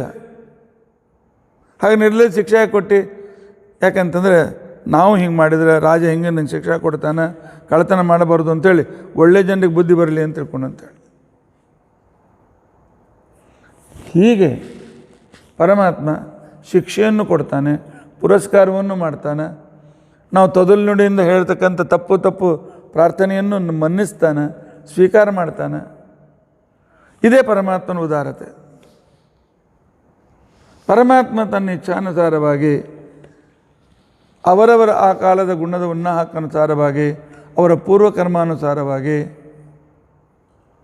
ಅಷ್ಟೇ ಅಲ್ಲ, ನೆನ್ಪಿಟ್ಕೊಳ್ರಿ, ಪರಮಾತ್ಮ ನೀ ಏನು ಮಾಡಿದ್ರು ನಾವು ಫಲ ಕೊಡೋಂಗಿಲ್ಲ ಅಂತ ಕೂತ್ರೆ ಏನು ಮಾಡ್ತೀರ ಹೇಳ್ರಿ? ನೀವು ಏನು ಬೇಕಾದ ಮಾಡಿರಿ, ನಾನು ಫಲ ಕೊಡೋದಿಲ್ಲ. ನೀವೇನು ಮಾಡಿದ್ರು ಫಲ ಕೊಡೋಂಗಿಲ್ಲ. ಏನು ಮಾಡಿ, ನೀವು ಬೇಕಾದ ಹೋಮ ಮಾಡಿರಿ, ಹವನ ಮಾಡಿರಿ, ಸ್ತೋತ್ರ ಮಾಡಿರಿ, ಮತ್ತೊಂದು ಮಾಡಿರಿ, ಮುಗಿದೊಂದು ಮಾಡಿರಿ, ನಾ ಕೊಡೋಂಗಿಲ್ಲ ಅಂದರೆ ಏನು ಮಾಡ್ತಿದ್ದೀವಿ? ನಾವು ಮಾಡಿದರೂ ಏನೂ ಸಿಗ್ತಿದ್ದಿಲ್ಲ. ಇಷ್ಟು ಮಾಡಿವಿ ಕೊಟ್ಟಿಲ್ಲ ಅಂತ ತಕರಾರು ಮಾಡ್ತೀವಲ್ಲ. ಕೊಡ್ತಾನೆ, ಎಷ್ಟು ಕೊಡಬೇಕು ಕೊಡ್ತಾನೆ, ಸ್ವೀಕಾರ ಮಾಡಿರಿ. ಹಾಗೆ ಪರಮಾತ್ಮನಿಗೆ ಗೊತ್ತದ ಇವನಿಗೆ ಯಾವಾಗ ಎಷ್ಟು ಕೊಡಬೇಕು ಅಂಥೇಳಿ. ಪರಮಾತ್ಮ ಶಿಕ್ಷೆ ಕೊಡ್ತಾನೆ, ಅದ್ರ ಜೊತೆಗೆ ಸಹನಶಕ್ತಿಯನ್ನು ಕೊಡ್ತಾನೆ. ಅಥವಾ ಆ ರೀತಿಯಾಗಿರ್ತಕ್ಕಂಥ ನಾವು ರೋಗದಲ್ಲಿದ್ದಾಗ ನಮ್ಗೆ ಹೆಲ್ಪ್ ಮಾಡ್ತಕ್ಕಂಥ ಜನರನ್ನು ಜೊತೆಗೆ ಕೊಡ್ತಾನೆ. ನಮ್ಮ ಸಹನೆ ಮೀರಿ ಪರಮಾತ್ಮ ಶಿಕ್ಷೆ ಕೊಡೋದಿಲ್ಲ. ಇಷ್ಟು ನೆನಪೇ ಇಟ್ಕೊಳ್ಳಿ. ನಾವು ಸ್ವಲ್ಪನ ಭಾಳ ಅಂತ ತಿಳ್ಕೊಂಡು ಅಂತೇಳಿ ಉಚಿತನ ಮಾಡಿದರೆ ಹೋಗಿ ಸುಸೈಡ್ ಮಾಡ್ಕೊಂಡು ನಮ್ಮ ತಪ್ಪದು.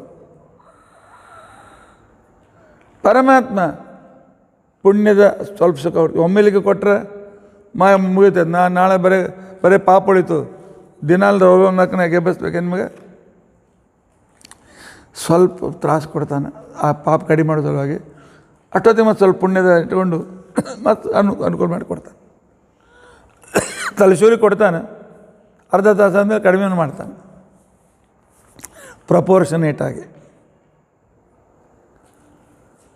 ದೀಪಾವಳಿ ಫರಾಳಾಗ್ಯದ ತಿಳ್ಕೊಂಡು ಅಂತೇಳಿ ಹುಡುಗರ ಮುಂದೆ ಇಟ್ಬಿಟ್ರೆ ತಿಂತಾವ, ಹೊಟ್ಟೆ ಕಟ್ಸ್ಕೊಂಡು ಮುಂದೆ ಹಾಸ್ಪಿಟಲ್ಗೆ ಅಡ್ಮಿಟ್ ಆಗಬೇಕಾಗ್ತದೆ. ತಾಯಿ ಹೇಳ್ತಾಳೆ, ಈಗಿಷ್ಟೇ, ಮುಂದೆ ಸಂಜೆನೆ ಈಗ 1 ಉಂಡೆ ತಿಂದಿಯಲ್ಲ, 1 ಲಾಡು ತಿಂದಿಯಲ್ಲ, ಸಾಕೀಗ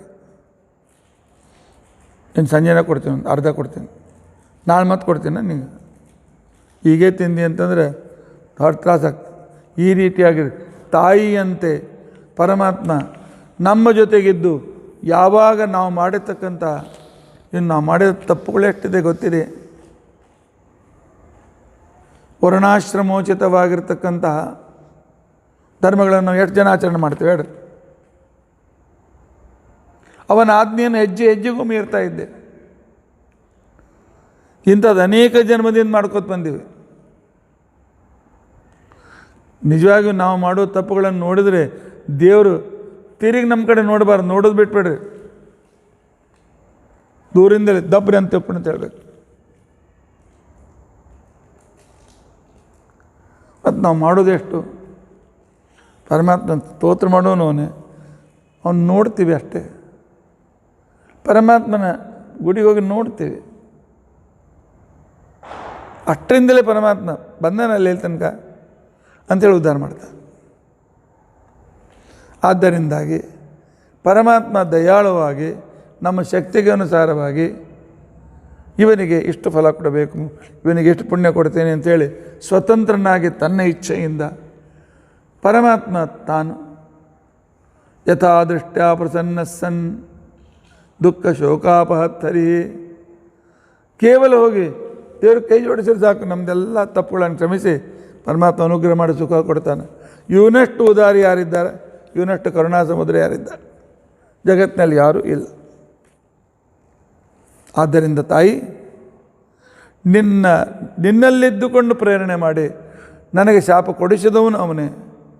ಆದ್ದರಿಂದಾಗಿ ನಾನು ಅದನ್ನು ಸ್ವೀಕಾರ ಮಾಡ್ತೀನಿ ಅಂತ ತಿಳ್ಕೊಂಡು ಅಂತೇಳಿ ಆ ಕಾಲಕ್ಕೆ ಅವನು ಹೇಳಿದ್ದ. ಇಷ್ಟು ಹೇಳಿದ ನಂತರ ಆ ಕಾಲದಲ್ಲಿ ಇಷ್ಟು ಹೇಳಿ ಅವನು ಹೊರಟೋಗ್ಬಿಡ್ತಾನೆ. ಆಗ ರುದ್ರದೇವರು ಹೇಳ್ತಾರೆ, ನೋಡಿದ್ಯಾ ಭಗವದ್ಭಕ್ತರ ಮಹಿಮೆ ಎಷ್ಟಿದೆ ಅಂತ ತಿಳ್ಕೊಂಡಂತೆ. ಭಗವದ್ಭಕ್ತರ ಮಹಿಮೆ ರುದ್ರದೇವರು ಹೇಳ್ತಕ್ಕಂಥ ಇಲ್ಲಿವರು ಚಿತ್ರಕೇತು ಮಾತು ಕೇಳಿದ್ರಿ, ಉಪಯೋಗದ ಮಾತುಗಳವಲ್ಲ, ಹಾಳರಟೆ ಇಲ್ಲಲ್ಲ. ನಮ್ಮ ಜೀವನದಲ್ಲಿ ಪ್ರಾಕ್ಟೀಸ್ ತರಲಿಕ್ಕೆ ಪ್ರಯತ್ನ ಮಾಡೋಣ. ನೋಡು, ಭಗವಂತರ ಭಕ್ತರು ಹೀಗೇ ಇರ್ತಾರೆ, ನಿಸ್ಪೃಹರು.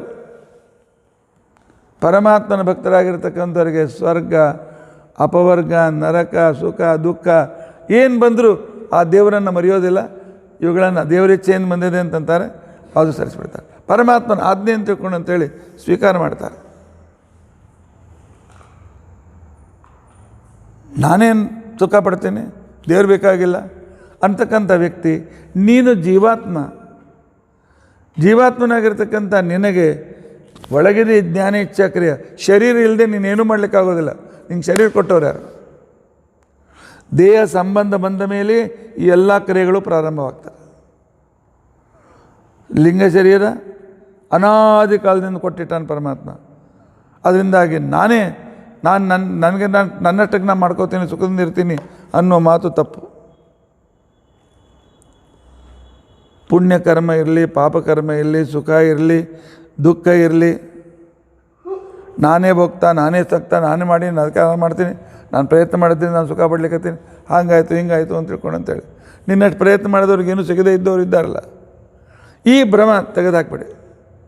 ಹೇಗೆ ಕನಸಿನಲ್ಲಿ ಇರ್ತಕ್ಕಂಥ ಪದಾರ್ಥಗಳು ಅಲ್ಲಿ ಸತ್ಯ, ಅವೇ ಹೊರಗಿನ ಪದಾರ್ಥ ಅಂತ ತಿಳ್ಕೊಂಡ್ರೆ ತಪ್ಪು. ಆ ರೀತಿಯಾಗಿ ಇದು ಕೂಡ. ಆದ್ದರಿಂದಾಗಿ ವಾಸುದೇವೇ ಭಗವತಿ ಭಕ್ತಿಮುದ್ಗಾಹತಾಂ ನೃಣಾಂ ಜ್ಞಾನ ವಿಜ್ಞಾನ ವೀರ್ಯಾಣಾಂ ನ ಕಶ್ಚಿತ್ ವ್ಯಪಾಶ್ರಯ.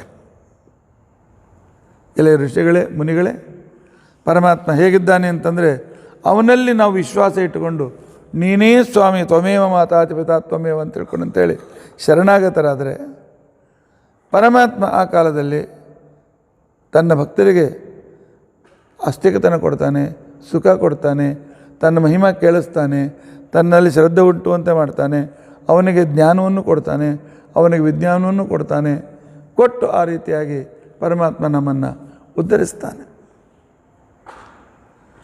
ಇಷ್ಟಿದ್ದರೂ ಭಗವದ್ಭಕ್ತರು ಎಂದಿಗೂ ಪರಮಾತ್ಮನನ್ನು ಬಿಟ್ಟು ಎಲ್ಲಿಯೂ ಹೋಗೋದಿಲ್ಲ. ಅವನು ಏನು ತೂ ಅಂತ ಉಳಿದ್ರು ಅಲ್ಲೇ ಇರ್ತಾರೆ. ಕಷ್ಟ ಕೊಟ್ಟರು ಪರಮಾತ್ಮನೇ ಕೊಟ್ಟಿದ್ದೆ ಅಂತಕೊಂಡು ಇನ್ನೂ ಸ್ವಲ್ಪ ಕಷ್ಟ ಕೊಡು ಅಂತೇಳಿ ಕುಂತಿಯಾಗಿ ಕೇಳ್ಕೊಳ್ತಾರೆ.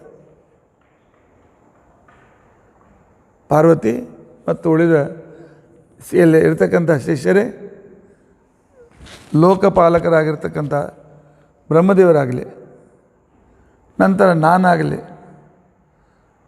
ಆನಂತರ ಸನತ್ ಕುಮಾರಾದಿಗಳಾಗಲಿ, ನಾರದರಾಗಲಿ, ಬ್ರಹ್ಮಪುತ್ರ ಆಗಿರ್ತಕ್ಕಂಥ ಋಷಿಗಳಾಗಲಿ, ದೇವತೆಗಳು, ಮುನಿಗಳು ಪರಮಾತ್ಮನ ವಿಚಿತ್ರ ಲೀಲೆಯನ್ನು ಪೂರ್ಣವಾಗಿ ತಿಳಿದುಕೊಳ್ಳಲಿಕ್ಕೆ ನಾವು ಸಮರ್ಥರಾಗಿಲ್ಲ. ನಾವೆಲ್ಲರೂ ಅವನ ಅಧೀನರು. ಪರಮಾತ್ಮನಿಗೆ ಸ್ವಾರ್ಥ ಇಲ್ಲದೇ ಇದ್ದದರಿಂದಾಗಿ ಪರಮಾತ್ಮ ನಮ್ಮ ಕರ್ಮಾನುಸಾರವಾಗಿ ಈ ರೀತಿಯಾಗಿರ್ತಕ್ಕಂಥ ಫಲಾದಿಗಳನ್ನು ಭಗವಂತ ಕೊಡ್ತಾ ಇರ್ತಾನೆ ಅಂತ ತಿಳ್ಕೊಂಡು ಅಂತೇಳಿ ಪರಮ ಭಗವದ್ಭಕ್ತನಾದ್ದರಿಂದಾಗಿ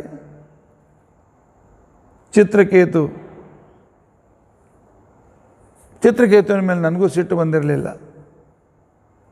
ಆದ್ದರಿಂದಾಗಿ ಭಕ್ತರಾಗಿರ್ತಕ್ಕಂಥವರು ಭಕ್ತರ ವ್ಯವಹಾರವನ್ನು ನೋಡಿದಾಗ ಆಶ್ಚರ್ಯವಾಗೋದಿಲ್ಲ.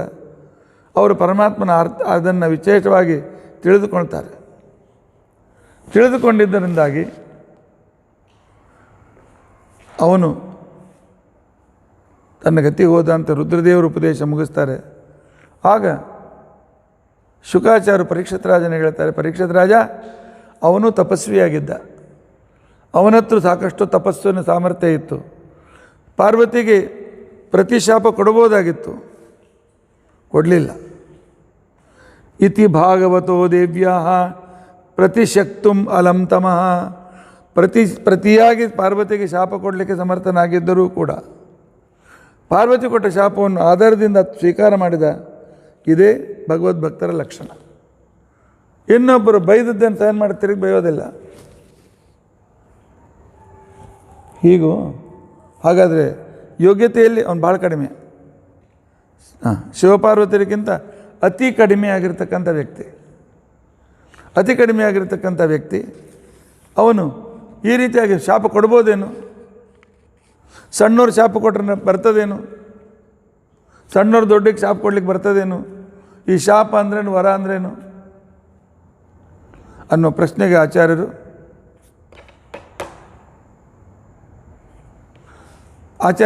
ಹೇಳ್ತಾರೆ, ಶಾಪ ಯಾರು ಬೇಕಾದವ್ರು ಕೊಡ್ಬೋದು. ತಮಗೆ ತ್ರಾಸಾದಾಗ ಆ ತ್ರಾಸದ ಉದ್ಗಾರದಿಂದ ನನಗೆ ಕೆಡಕಾಗಲಿ ಅಂತ ತಿಳ್ಕೊಂಡು ಅಂತೇಳಿ ಯಾರು ಬೇಕಾದರೂ ಕೊಡ್ಬೋದು. ಆದರೆ ದೊಡ್ಡವರು ಕೊಟ್ಟ ಶಾಪ ನಮಗೆ ಉಪಕಾರಕವಾಗ್ತದೆ. ಯಾಕೆ?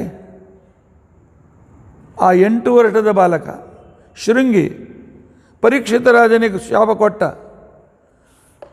ಕೊಟ್ಟ ಅಂಥೇಳಿ ಪರೀಕ್ಷಿತ ರಾಜ ಪ್ರಾಯೋಪಶ ಕುಳಿತ ಅಂಥೇಳಿ ಶುಕಾಚಾರ್ಯ ಬಂದರು ಅಂತ ಭಾಗವತ ಸಿಕ್ತು.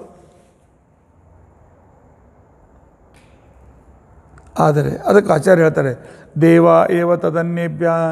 ಒಬ್ಬ ದೇವತೆ ಇನ್ನೊಬ್ಬ ದೇವತೆಗೆ ಶಾಪ ವರ ಕೊಡ್ಬೋದು. ವರ ಅಂತಂದೇನು? ಸಂತುಷ್ಟನಾಗಿ ಒಳ್ಳೆಯದಾಗಲಿ ಅಂತ ಹೇಳೋದು ವರ. ಆದರೆ ಅಶಕ್ತರು ಕೂಡ ಸಮರ್ಥರಿದ್ದವರಿಗೆ ಶಾಪ ಕೊಡಲಿಕ್ಕೆ ಬರ್ತದೆ. ಆದರೆ ಅಂತರ ಇದೆ.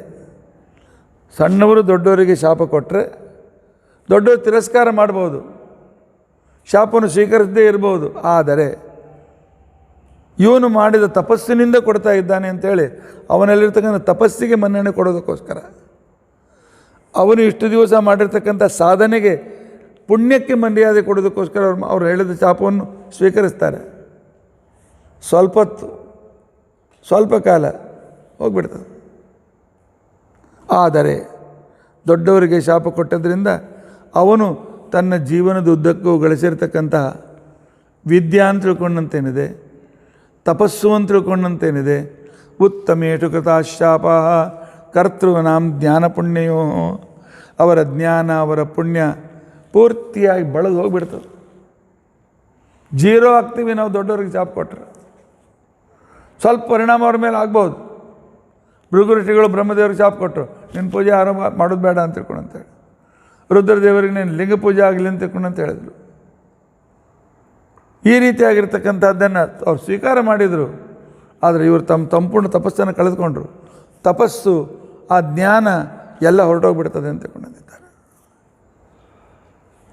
ಆದ್ದರಿಂದಾಗಿ ಆದರೆ ಪರಮಾತ್ಮ, ಮಹಾಲಕ್ಷ್ಮೀ ದೇವಿ, ಬ್ರಹ್ಮದೇವರು, ವಾಯುದೇವರು, ಭಾರತಿ ಇವರು ಕೊಟ್ಟಿರ್ತಕ್ಕಂಥ ವರ ಮತ್ತು ಶಾಪ ಸತ್ಯೇ ಆಗಲೇಬೇಕು. ಮತ್ತು ಇವರಿಗೆ ಯಾರು ಶಾಪ ಕೊಟ್ಟರೆ ಏನೂ ಪ್ರಯೋಜನ ಆಗೋದಿಲ್ಲ, ನಡೆಯೋದಿಲ್ಲ. ಆದ್ದರಿಂದಾಗಿ ಯಾರ ಮನಸ್ಸು ನೋಯಿಸ್ಲಿಕ್ಕೆ ಹೋಗಬೇಡಿ. ಅವರು ನಿಮ್ಗಿಂತ ಸಣ್ಣವರಾಗಿದ್ದರೂ ದುಃಖದಿಂದ ಹಾನಿ ಆಗಲಿ ಅಂತಕೊಂಡಂತಂದರೆ ಆಗ್ತದೆ. ಒಂದು ಉದಾಹರಣೆ ಹೇಳ್ತಾರೆ. ಮುಮ್ಮಡಿ ಕೃಷ್ಣರಾಜ ಒಡೆಯರು, ಮೈಸೂರು ಮಹಾರಾಜ.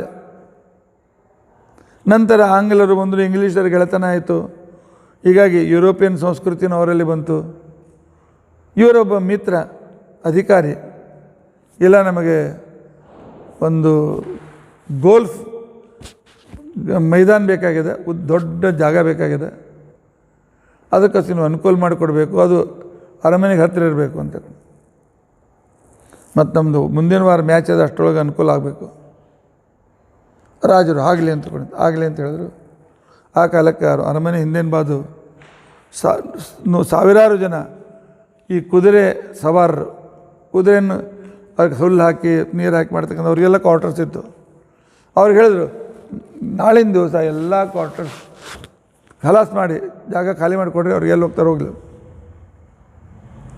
ಅಂತ ತಿಳ್ಕೊಂಡಂತೇಳಿ ಎಲ್ಲೋ ದೂರದ ಜಾಗ ಕೊಟ್ಟರು. ಎಲ್ಲ ಮಂದಿ ಅನ್ನ ಬೈಲಿಕ್ಕೆ ಹಿಂಗೆ ಅದು ಏನು ಮಾಡಿ ರಾಜರಾಜ್ಞೆ ಮನೆ ತೊಗೊಂಡರು. ಒಂದು ಕಡೆಗೆ ಒಂದು ತಿಂಗಳು ಕೂಸಿನ ತಾಯಿ ಅವಳು ಹೇಳಿದ್ದು ಚಳಿಗಾಲದ ಆ ನಂತರ ಸ್ವಲ್ಪ ವ್ಯವಸ್ಥೆ ಮಾಡ್ತೀವಿ, ಒಂದು ದಿವಸ ಬಿಡ್ರಿ ಅನ್ಕೋ. ಈಗೇನ ಚಳ್ಳೊಳಗೆ ಕೂಸಿನ ಕರ್ಕೊಂಡು ಹೋಗ್ಬಿಟ್ನಿ ಅಂತ ತಿಳ್ಕೊಂಡಂತಂದ್ರೆ ಕೂಸಿಗೆ ಅನುಕೂಲ ಆಗ್ತದೆ. ನಡಿ ಚಲ್ ರಾಜರಾಜ್ಞೆ ಆಗ್ಯದ, ನಡೆಯೋ ಬೇಡ್ದು ಹೊಡಿತೀವಿ ನೋಡು ಅಂತ ತಿಳ್ಕೊಂಡಂತ. ಪಾಪ ಚಳ್ಳೊಳಗೆ ಕೂಸಿನ ಕರ್ಕೊಂಡು ಹೋದ್ಲು. ಅಲ್ಲೇನು ಮೇಲೆ ಹೊತ್ಕೊಳ್ಳಿಕ್ಕೆ ಏನು ಅವತ್ತಿರಲಿಲ್ಲ, ಮೇಲೆ ಆಸರ ಇಲ್ಲ, ಗುಡಿಸಲು ಯಾವ ಕಟ್ಟುತ್ತಾರೋ ಗೊತ್ತಿಲ್ಲ. ಕೂಸು ಸತ್ತೋಗಿ ಹಾಗೆ ಭಾಳ ದುಃಖ ಆಯಿತು. ಭಾಳ ದಿವಸದ ಮೇಲೆ ಒಂದು ಕೂಸು ಹುಟ್ಟಿತ್ತು. ಆದ್ದರಿಂದ ಆ ಕಾಲದಲ್ಲಿ ಶಾಪ ಕೊಟ್ಟಲು, ನಿಮ್ಮ ಮೈಸೂರು ಮಹಾರಾಜರ ವಂಶ ನಿರ್ವಂಶವಾಗಲಿ ಅಂತ ತಿಳ್ಕೊಂಡಂತ. ಸಾಮಾನ್ಯ ಹೆಣ್ಮಗಳು ಇವತ್ತಿಗೂ ಕೂಡ ಮೈಸೂರು ಮಹಾರಾಜರಲ್ಲಿ ಸ್ವಂತ ಮಕ್ಕಳಿಲ್ಲ, ಎಲ್ಲ ದತ್ತಕ ಮಕ್ಕಳೇ. ಆದ್ದರಿಂದಾಗಿ ಸಣ್ಣವರ ಮನಸ್ಸನ್ನು ನೋಯಿಸಬೇಡಿ. ಅವರು ತಳತಳ ಅಂದು ಶಾಪ ಕೊಟ್ಟರೆ ಒಬ್ಬರು ಎಕ್ಸ್ಪ್ಲಾಯ್ಟ್ ಮಾಡಿದ ಬಡವರಿಗೆ ಮಾಡಲಿಕ್ಕೆ ಹೋಗಬೇಡಿ, ಅದು ನಮ್ಗೆ ತಟ್ತದೆ. ಅದನ್ನು ಮಾಡಲಿಕ್ಕೆ ಹೋಗಬಾರ್ದು. ಯಾರು ಶಾಪ ತೆಗೆದುಕೊಳ್ಬಾರ್ದು. ಎಲ್ಲರ ಅನುಗ್ರಹ ಒಳ್ಳೇದು, ಎಷ್ಟು ಒಳ್ಳೇದು ಮಾಡಿದರೆ ದೇವ್ರು ನಿಮ್ಗೆ ಒಳ್ಳೇದು ಮಾಡಲಿ ಅಂತೇಳಿ ಒಬ್ಬ ಭಿಕ್ಷುಕ ಹೇಳಿದ್ರು ನಮ್ಗೆ ಒಳ್ಳೇದಾಗ್ತದೆ. ಇನ್ನೊಬ್ಬರನ್ನು ಸಂತೋಷಪಡಿಸೋದು ದೇವರ ಪೂಜೆ ಅದು. ಆದ್ದರಿಂದಾಗಿ ಚಿತ್ರಕೇತು ಶಾಪ ಕೊಟ್ಟರು ಪಾರ್ವತಿಗೆ ಏನಾಗ್ತಿರಲಿಲ್ಲ, ಅದು ಚಿತ್ರಕೇತುಗೆ ಹಾನಿ ಆಗ್ತಿತ್ತು. ಆದ್ದರಿಂದ ಚಿತ್ರಕೇತು ಅಂತ ತಿಳಿದುಕೊಂಡು ಶಾಪ ಕೊಡಲಿಕ್ಕೆ ಹೋಗಲಿಲ್ಲ. ಅದರರ್ಥ ಚಿತ್ರಕೇತು ಉಪಕಾರ ಮಾಡಿದ, ಶಾಪ ಕೊಡದೆ ಅಂತ ತಿಳ್ಕೊಳ್ಬೇಡಿ. ಪಾರ್ವತಿ ಕೊಟ್ಟಿದ್ರು ಏನು ಭಾಳ ದಿವಸ ಆಕೆಗೇನು ಅನಾನುಕೂಲ ಆಗ್ತಿರಲಿಲ್ಲ, ಅದನ್ನು ತಿರಸ್ಕಾರ ಮಾಡೋದಾಗಿತ್ತು ಅವಳು. ಇಂತಹ ಚಿತ್ರಕೇತುವಿನೇ ಮುಂದೆ ತ್ವಷ್ಟ ಅಂತಕ್ಕಂಥ ಸೂರ್ಯನಿಂದ ದಕ್ಷಿಣಾಗ್ನಿಯಲ್ಲಿ ಹುಟ್ಟಿದ ಇವನೇ ವೃತ್ರಾಸುರ. ಇವನನ್ನೇ ಇಂದ್ರ ಸಂಹಾರ ಮಾಡಿದ. ಅದರಿಂದಾಗಿ ಅವನು ಕೊನೆ ಕಾಲದಲ್ಲಿ ಭಗವದ್ಭಕ್ತ ಚಿತ್ರಕೇತು ಆದ್ದರಿಂದಾಗಿ ಸ್ತೋತ್ರ ಮಾಡಿದ. ಇಂದ್ರನಿಗೆ ಹೇಳ್ದ, ಕೊಡೋ ಹೊಡಿಯಪ್ಪ, ನನ್ನ ತಯಾರಿದೆ, ನನ್ನ ಕರ್ಮಾನುಸಾರವಾಗಿ ಅಂತ ಹೇಳ್ದ. ಅಂತಿಷ್ಟೆಲ್ಲ ಅದಕ್ಕೋಸ್ಕರ ಆವಾಗ ಭಗವಂತ ನೆನಪಂತೆ ಸಾಯುವಾಗ ಹೊರತು ಎಲ್ಲ ಅಸುರರಿಗೆ ಬರ್ತದೆ ಅಂತ ತಿಳ್ಕೊಳ್ಬೇಡಿ. ಪರಮಾತ್ಮನ ಸತತ ಚಿಂತನೆ ಮಾಡಿದರೆ ಸಂತತಂ ಚಿಂತೆಯೇನಂತಂ ಅಂತ್ಯಕಾಲೇ ವಿಶೇಷತ. ಈ ಚರಿತ್ರೆ ವೃತ್ರಾಸುರನ ಚರಿತ್ರೆ ಅಂತ ತಿಳ್ಕೊಂಡಂತೇನಿದೆ. ಇತಿಹಾಸಮಿಮಂ ಪುಣ್ಯಂ ಚಿತ್ರಕೇತುರ್ಮಹಾತ್ಮನ. ಮಹಾತ್ಮನಾದ ಚಿತ್ರಕೇತುವಿನ ಪುಣ್ಯಕರವಾಗಿರ್ತಕ್ಕಂಥ ಇತಿಹಾಸ. ಇದನ್ನು ಯಾರು ಕೇಳ್ತಾರೆ, ಭಕ್ತರ ಮಹಿಮೆ ಇದರಲ್ಲಿದೆ, ಅದನ್ನು ಯಾರು ಕೇಳ್ತಾರೆ ಅವರು ಕ್ರಮವಾಗಿ ಸಂಸಾರದ ಬಂಧನದಿಂದ ಮುಕ್ತರಾಗ್ತಾರೆ. ಅಷ್ಟು ದೊಡ್ಡ ಲಾಭ ಇದೆ. ವೃತ್ರಾಸುರನ ಕಥೆ ಸುಮಾರು 8 ದಿವಸದಿಂದ ಕೇಳ್ತಾ ಇದ್ದೀರಿ. ಅದನ್ನು ನಿಮ್ಮ ದೇವರಿಗೆ ಪರಮಾತ್ಮ ಅನುಗ್ರಹವಾಗಿ ಜ್ಞಾನಭಕ್ತ ವೈರಾಗ್ಯಗಳನ್ನು ಭಗವಂತ ಕೊಟ್ಟು ಕ್ರಮವಾಗಿ ಸಂಸಾರ ಬಂಧನದಿಂದ ನಮ್ಮನ್ನು ಮುಕ್ತನಾಗಿ ಪರಮಾತ್ಮ ಮಾಡ್ತಾನೆ ಅಂತ ತಿಳ್ಕೊಂಡಂತ ಹೇಳ್ತಾ, ಉಳಿದ ವಿಚಾರಗಳು ಮುಂದೆ ಯಾವ ರೀತಿಯಾಗಿರ್ತಕ್ಕಂಥ ರೀತಿಯಲ್ಲಿ ಕಥೆ ಮುಂದುವರಿತದೆ ಅಂತ ಅನ್ನೋದನ್ನು ತಿಳಿದುಕೊಳ್ಳಲಿಕ್ಕೆ ಪ್ರಯತ್ನಿಸೋಣ. ಇತಿ ಅದ್ಯ ಕಥಾ ಪ್ರಸಕ್ತಿ ಶ್ರೀಕೃಷ್ಣ ಅರ್ಪಣಮಸ್ತು.